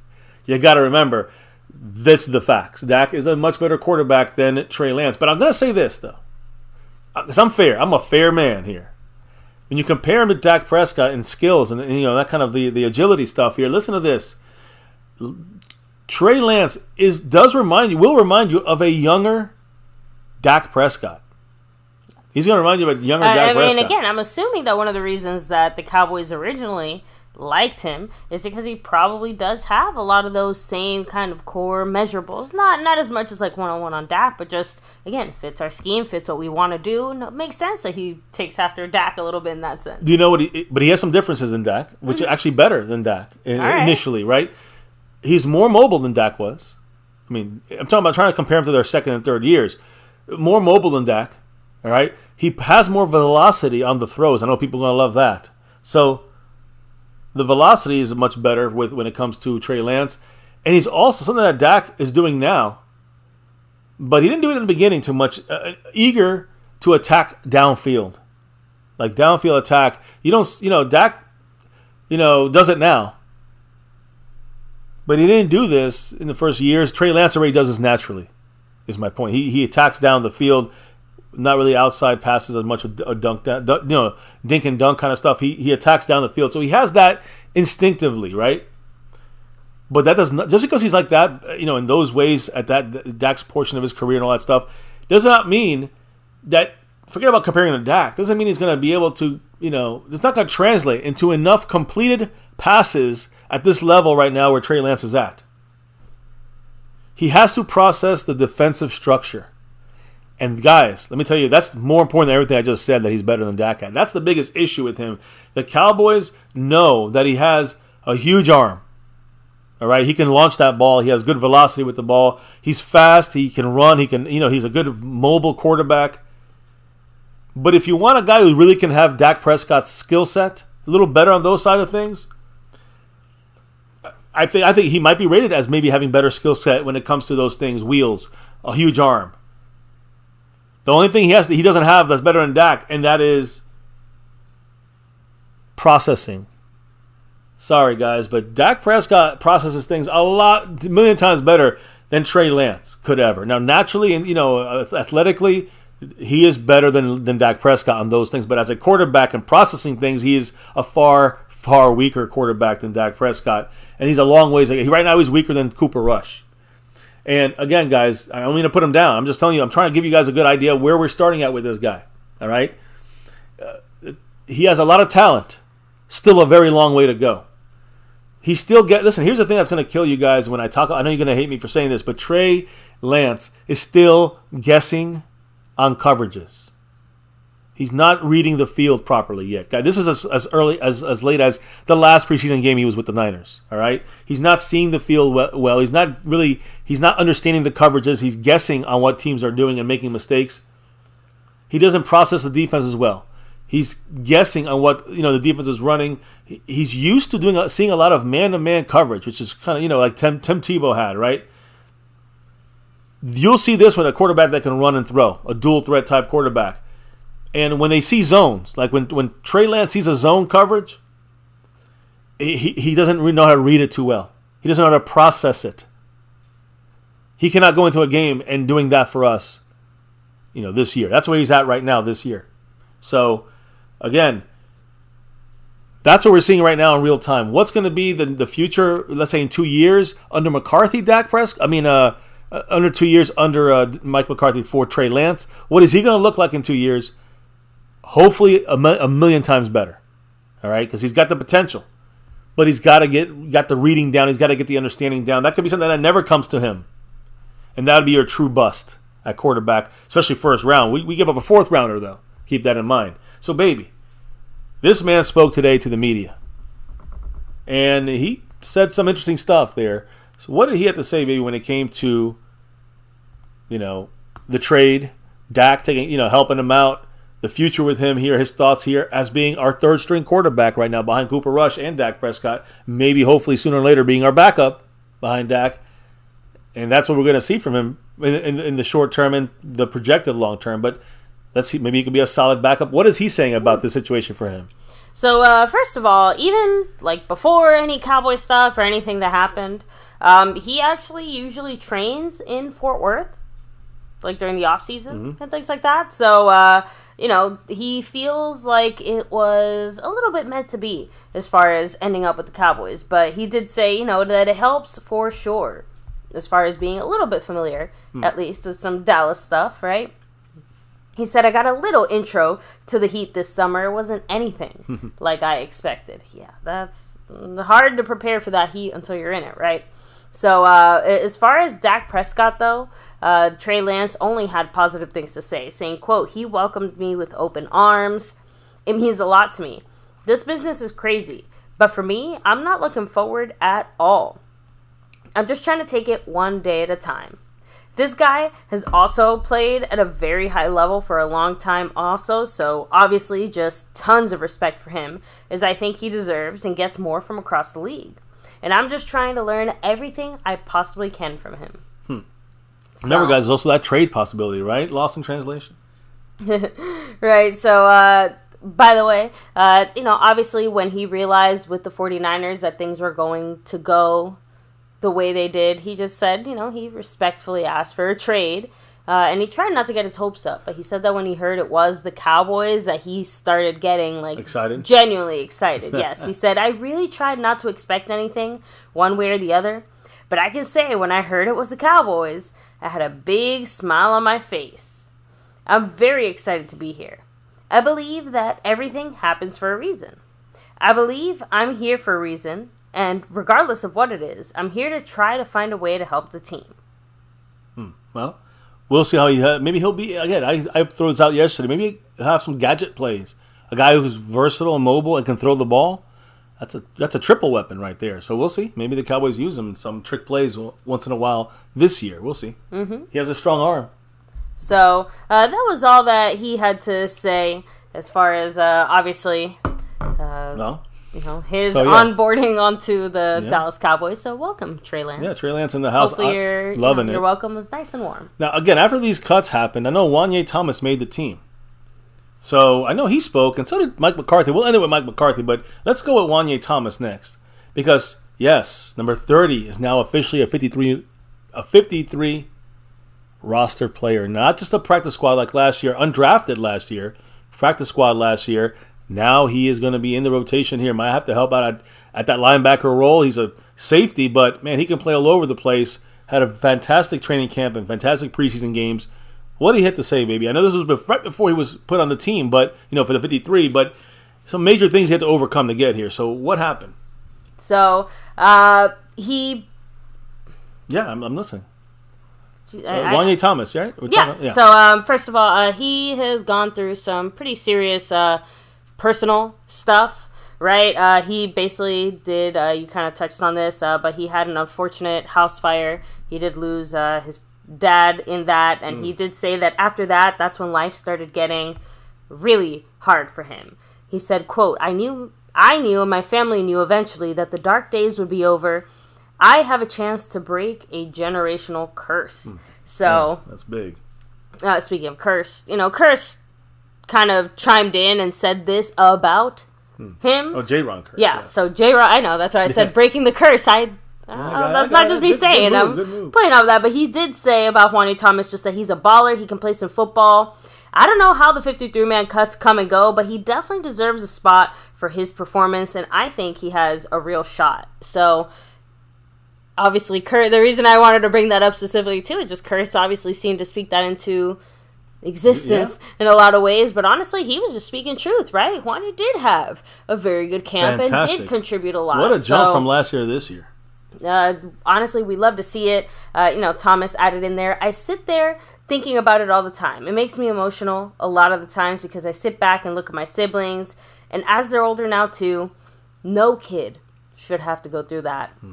So definitely, obviously, horrific that he had to experience that. He lost his dad to a house fire. So, and of course, when he did finally get that call, all these kind of personal things and situations that he's gone through did just make it that much more special. Obviously he called his mom as soon as he got the news, saying it was emotional on both ends. She just said that she knew the day was going to come, that she was proud of me, and that she loved me.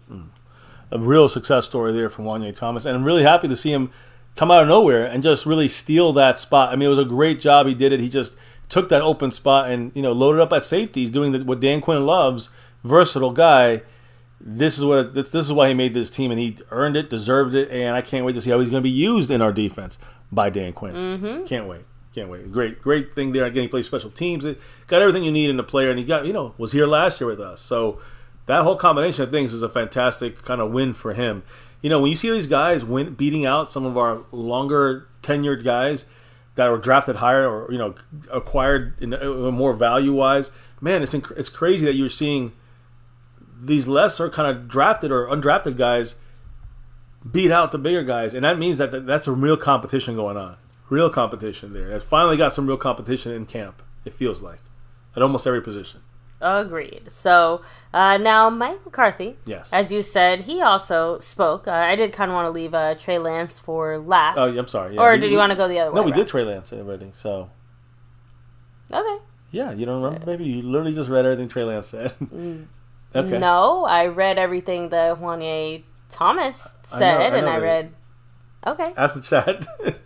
We just talked about Trey Lance for like 10 minutes, baby, and you read everything he said.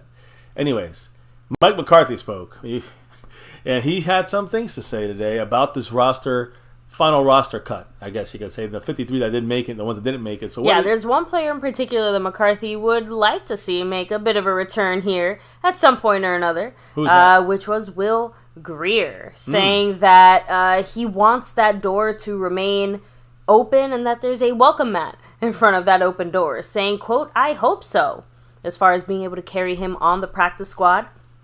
He said, "I'd be all for it." We just got to look at these other numbers. We have some positions that are not at a normal number. But yes, if Will Greer gets picked up on a 53-man roster, he deserves it. But I'd love to have him back as a fourth QB. I think 4 quarterbacks in an NFL organization makes way too much sense. But how you get that done sometimes is a challenge. So. No, Will Greer, again, that's kind of a turn there. He did really good in that last game. And looks like it sold McCarthy that maybe, hey, we'll keep him as our fourth. Interesting. Mm-hmm. So that was pretty much it as far as what McCarthy had to say. Like I said, he really only spoke on... I thought he spoke a lot more about things. No. Really. Really, truly. So, just throwing that out there. So, are you saying you want to do the Trey Lance part? Because I think you're going to repeat, but I'll listen again if you want to. No, it's okay. I believe you if you say that. I was preparing myself for much more from McCarthy, I guess. I know, like I said, McCarthy really only had that little blurb there to chime in on.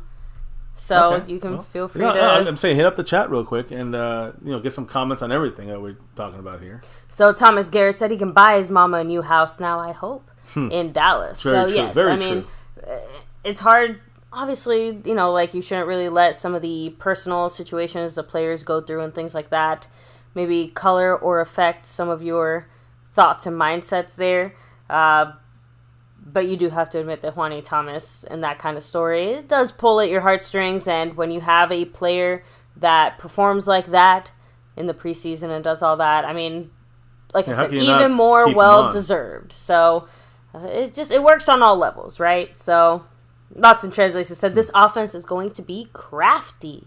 So I guess my question for the chat is, I mean, I don't know about you, but I was slightly surprised, like I said, by some of the moves that the Cowboys made today. Definitely the direction that they took a few things today made me, like I said, I was a little surprised to see them go in that direction. But I am excited to see some of the things they do. Defensively, I guess, was the bigger surprise. Offensively, I think it was just a matter of picking your poison, so to speak. And again, not really surprised. Like I said, the fact that we kept Lipke over McEwen, it still fits our general thought process of what we thought we're going to see on offense and what their role is going to be. So, nice try, Lee's side. So, what did he say? He said the same offense that threw all those interceptions. No, it's actually a different offense. We have we have no more Kellen Moore. Exactly. Yeah, Mike so, McCarthy. And he actually did say a lot more, baby. Let me actually pick up the thing you dropped on this. It's all right. It happens sometimes. But Mike McCarthy said this is, quote, the deepest safety group that I can recall. It gives us a lot of flexibility. He also, said, talked about the a little bit about Kelvin Joseph's move to corner, but it was more about, the waiving of, let's say, Jabril Cox. That was more of a thing than in the trade. And he did talk about the trade, but he talked more about the guy we're getting. He said that, the thin linebacking core right now with Jabril Cox gone, he said, quote, once you see us get going, it will answer itself. So I'm assuming he's saying that, we'll see the safeties and their role I'm sure a lot of people are seeing our current, roster, and they're like, how the fuck is that even going to work? And I'm assuming that the whole Marquise Bell thing is maybe throwing off a few people as well. Like, just coming into it. Obviously, if you've been here, we've explained it to you guys. Everybody here already knows. You guys are like 10 steps ahead of everybody, right? Yeah. So I kind of get it. So I think that's who McCarthy was addressing in that specifically. Yeah, no, I agree. And I think that he also talked about Kelvin Joseph. I kind of jumped the gun on that, but he said, quote, he's just thankful for what Kelvin Joseph gave us the last 2 years. I think when Kelvin went inside, the preseason people noticed. And that was the whole thing. I think that going inside to play slot got him traded. Or it was going to be cut, so it got him traded.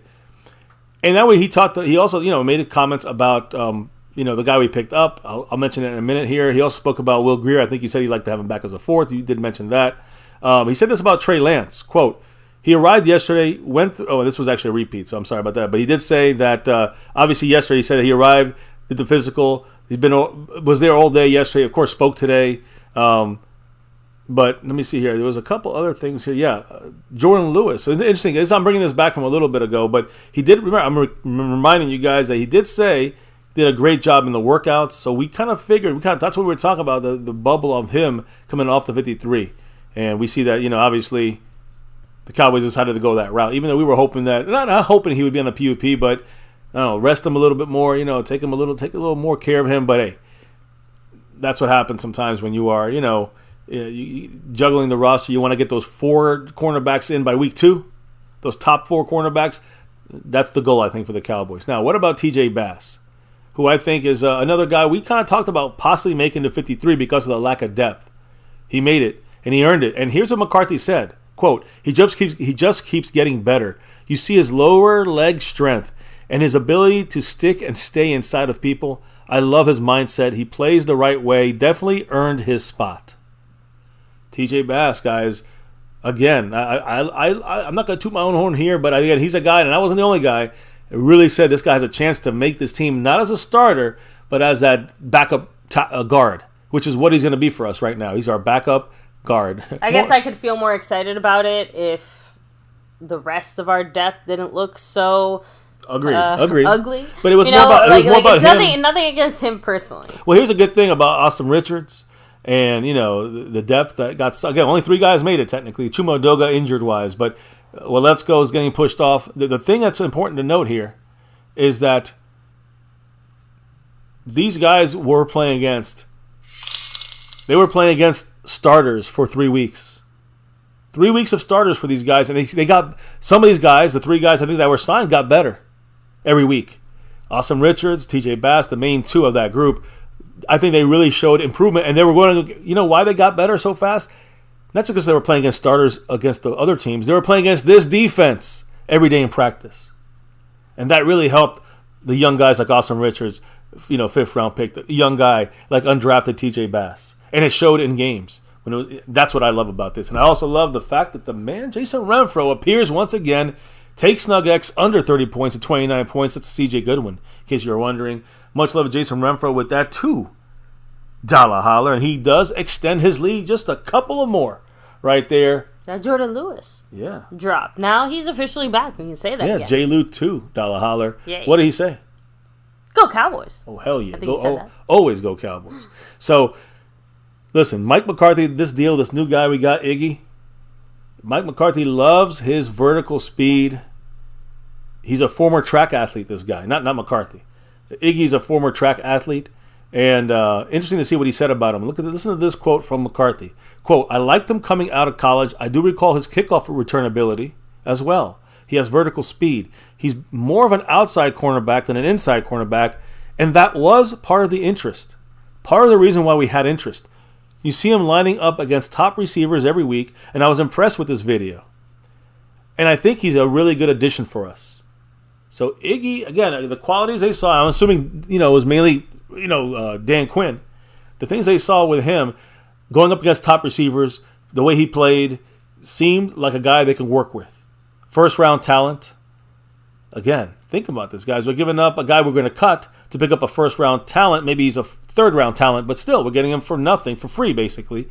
And if you look at Trey Lance, third pick overall, first round talent, or even second round talent, we're getting him for a fourth rounder. I think what the Cowboys see here, similar to Lance and Iggy, is the potential, right? Feels like a bit of... The ceiling. Exactly, that's what I'm saying. It's, these guys obviously haven't hit their ceiling yet.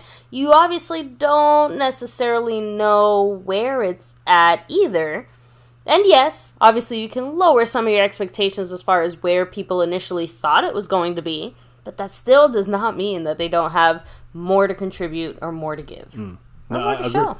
Yeah, and sometimes they don't have it, but you were risking nothing with Kelvin Joseph, who's going to be cut, and we're risking a fourth-round pick for Trey Lance. Yeah, it was a 2-year project at least. Similar to some other moves we made, I don't think it's harmful at all to our team to allow Dan Quinn to take a swing and a miss, maybe, to try and see if he could develop him, or, right? I'm just saying, it feels like a win-win there, and a big part of that does have to do with what we were going to do with Kelvin Joseph, regardless of him. Yeah, and you bring up Kelvin Joseph. McCarthy said, quote, he was a little further down the line there for us, and he said, just the way we're looking at our defensive backs, we thought it was a move that we're interested in.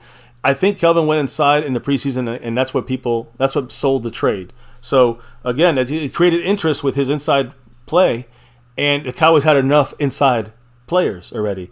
Deron Bland, Jordan Lewis, to feel confident about him coming back, and Israel Mukuamu, who did fantastic last year for the 3 games he played in the playoffs as well. 1 game in the regular season, 1 or 2 in the regular season, and 2 in the playoffs. Did a great job all 3 or 4 games. So again, he likes the difference, and I think it's an improvement in the Cowboys' minds when it comes to getting Iggy over Kelvin Joseph. And he talked about Jordan Lewis and his situation there. He said, quote, I can't give you when he's going to be on the field, but he is further ahead than we would anticipate at this time. So great news there when it comes to Jordan Lewis, a little bit from not just Jordan Lewis's perspective, but also McCarthy and the team's perspective. Sean McEwen being released, he did say he liked them a lot, right? And he said that he believed in, quote, the draft and develop mindset since 2006. So he used the same mindset when it comes to Sean McEwen. Of course, and he admitted that was the move there was to get Hunter Lipke in that spot, not... and that's what it was a battle for more than it was the running back or tight end position. He said, quote, it's a chess match. Those are conversations you don't look forward to having because when you look at a young man in the eye, he's done everything you asked him to do, and he definitely has earned the opportunity to be on the 53, and you don't have enough spots based on how you think this whole thing is going to evolve. And it kind of tells me a little bit that, hey, we're going to use that running back flexibility a lot with Hunter Lipke. He's not just there to be like a blocker. He's there to also not there just to run or make a catch. He's there to do all 3 of those things. And we're going to bring him in on some of that pass protection stuff because he's still a weapon you can use to run or pass. We got 3 weapons. And you got 4 weapons. So Rico, to me, is the backup to Tony Pollard. You got Pollard and Rico Dowdle, similar type of weapon. You got Deuce, a whole different kind of weapon. And Hunter Lipke, a whole different other kind of weapon. We got a nice versatile backfield, and not just a running back or similar running backs. We got a whole different arsenal of running backs. I love this. And so, again, how he made the team when it comes to Hunter Lipke, he said that, he mentioned that, again, they saw the game against the Raiders, and really that was what sold them on Hunter Lipke. They were high on him from the beginning. They had a lot of ways of using him. And he said he was been very good in the competitive periods in training camp. He said that things were moving fast for him initially, so he was not kind of caught up. But every day he's done better in practice, and now it's showing up on the game. And then he showed it, in every game he got a little better, really blew up in this Raider game. So that's the way that's looking. We talked about the 4th quarterback situation. Talked about, TJ Bass. Well, I guess TJ Bass and Jabril Cox. That's an interesting thing there. When it comes to Jabril Cox, he said that, he was asked if the ACL injury to him had anything to do with the decision. McCarthy said he talked with Jabril Cox and praised him for overcoming that injury. Remember, that was one of McCarthy's guys at the beginning of the year saying he was going to get better. He said this, quote, I think major joint injuries, when you look at the history, usually is a year before you go through everything the first time and you get past it. It takes about a year. But I thought he did an outstanding job of overcoming it. He said, right now he feels like he's almost back to, quote, being to the original JLew. But overall, McCarthy once again said it was a competitive situation with the whole breaking down, looking young men in the eyes and saying, we got to cut you even though there's not enough room because of numbers and all that stuff. It was a dynamic defense with good numbers across the board, and it's just like that was they had to make that choice. But of course, they want him back on the practice squad. Let's see if he makes it through the waivers tomorrow. Right? Tomorrow we'll know a lot of these names like Isaiah Land, Jabril Cox, and many others. They should be back on the Cowboys. A lot of those guys you like out there that were left off this list, they should be back tomorrow on the practice squad. And again, some guys back on the 53, like Sieg, like Chume Doga, and like C.J. Goodwin. So expect those three guys, Malik Jefferson as well. These guys cannot be touched as free agents. So, we'll see how that goes tomorrow. And again, check it. I guess we could do the combo. I don't know if you have any comments about this. You kind of let your thoughts known as we were saying it. But, yeah, I did have to say, Haley94 said, if Leaside chopped off his hand, then he could hold up the stump when people asked how many Super Bowls Houston has. Them's you facts. did appreciate that one. Them's so, facts. Jared Morrison, what's up? Much love. Jason Renfro coming through. Of course, skeptical fan always. Staying skeptical. Yes. And DM Boogie, much love to you. Lost in translation said, Hunter Luepke can't be denied. He made the team. Congratulations. I'm happy. Again, you see the practice squad. A lot of these names are going to be on there.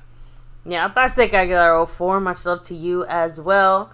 I guess Lee's side you can hang out. You get a little hello. A little hi. Let me roll back a little bit more here. Thomas Garrett, the superior Garrett. Rolando Rodriguez, much love. Lots of love for Juanie Thomas, by the way. Yes. Lots of love for him. Deservingly. Yep. Tommy Montoya in the house. Stephen White representing. Griff 181, hello and hi. Jeff Coughlin. Let me see. Just want to make sure that's as far back as I can go. Stoned Immaculate. Take it easy. Have a great night.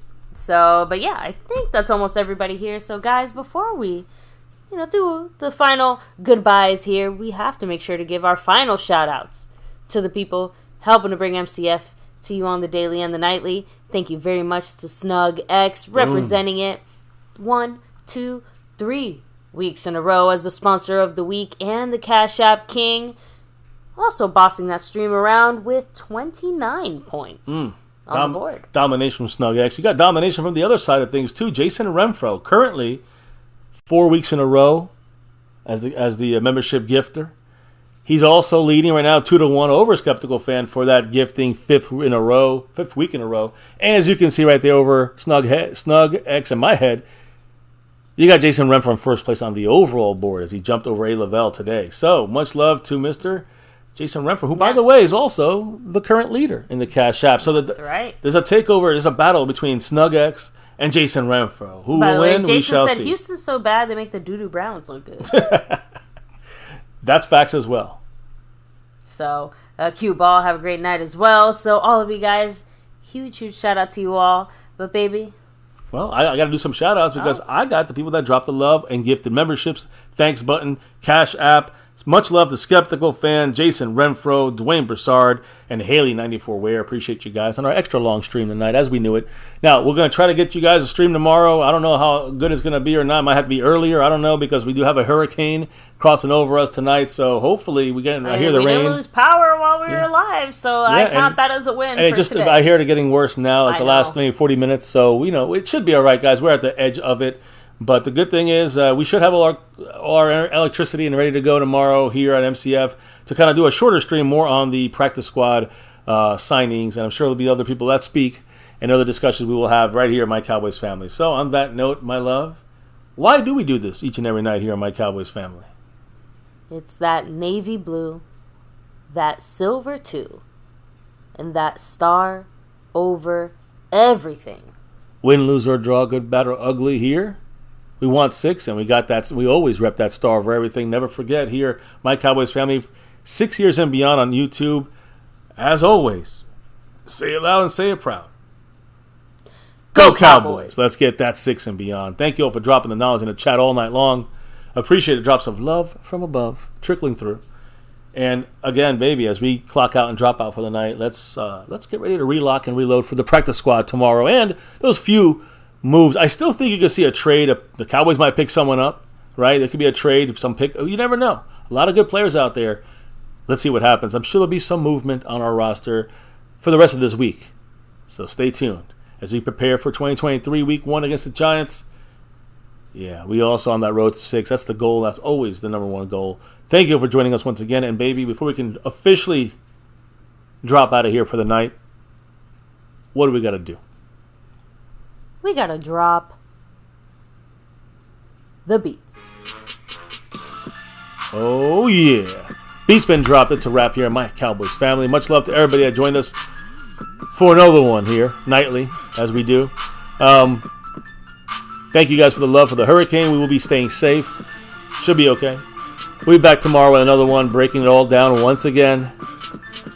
Thank you again. Appreciate everybody. And remember, this was another Cowboys chat. Yes, this was the initial. I stress the initial 53-man roster. Made the trade. Kelvin Joseph in the background because he's gone. Number 1 is up for a player to grab if they want that jersey number. Number 9, though, here, he's a Cowboy now.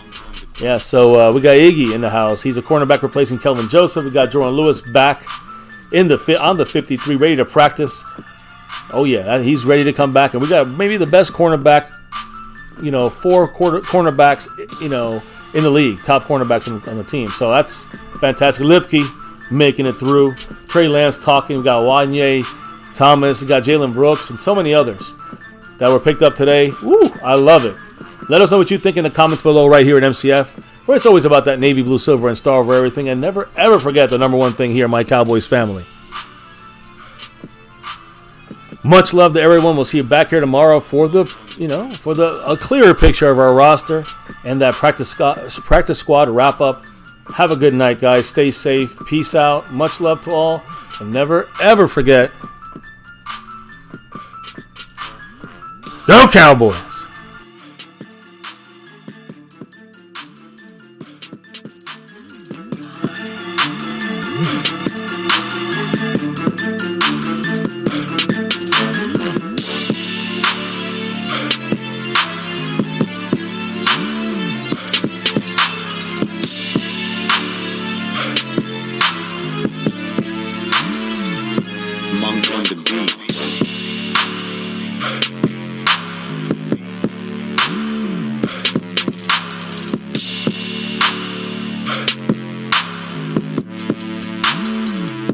Monk on the beat.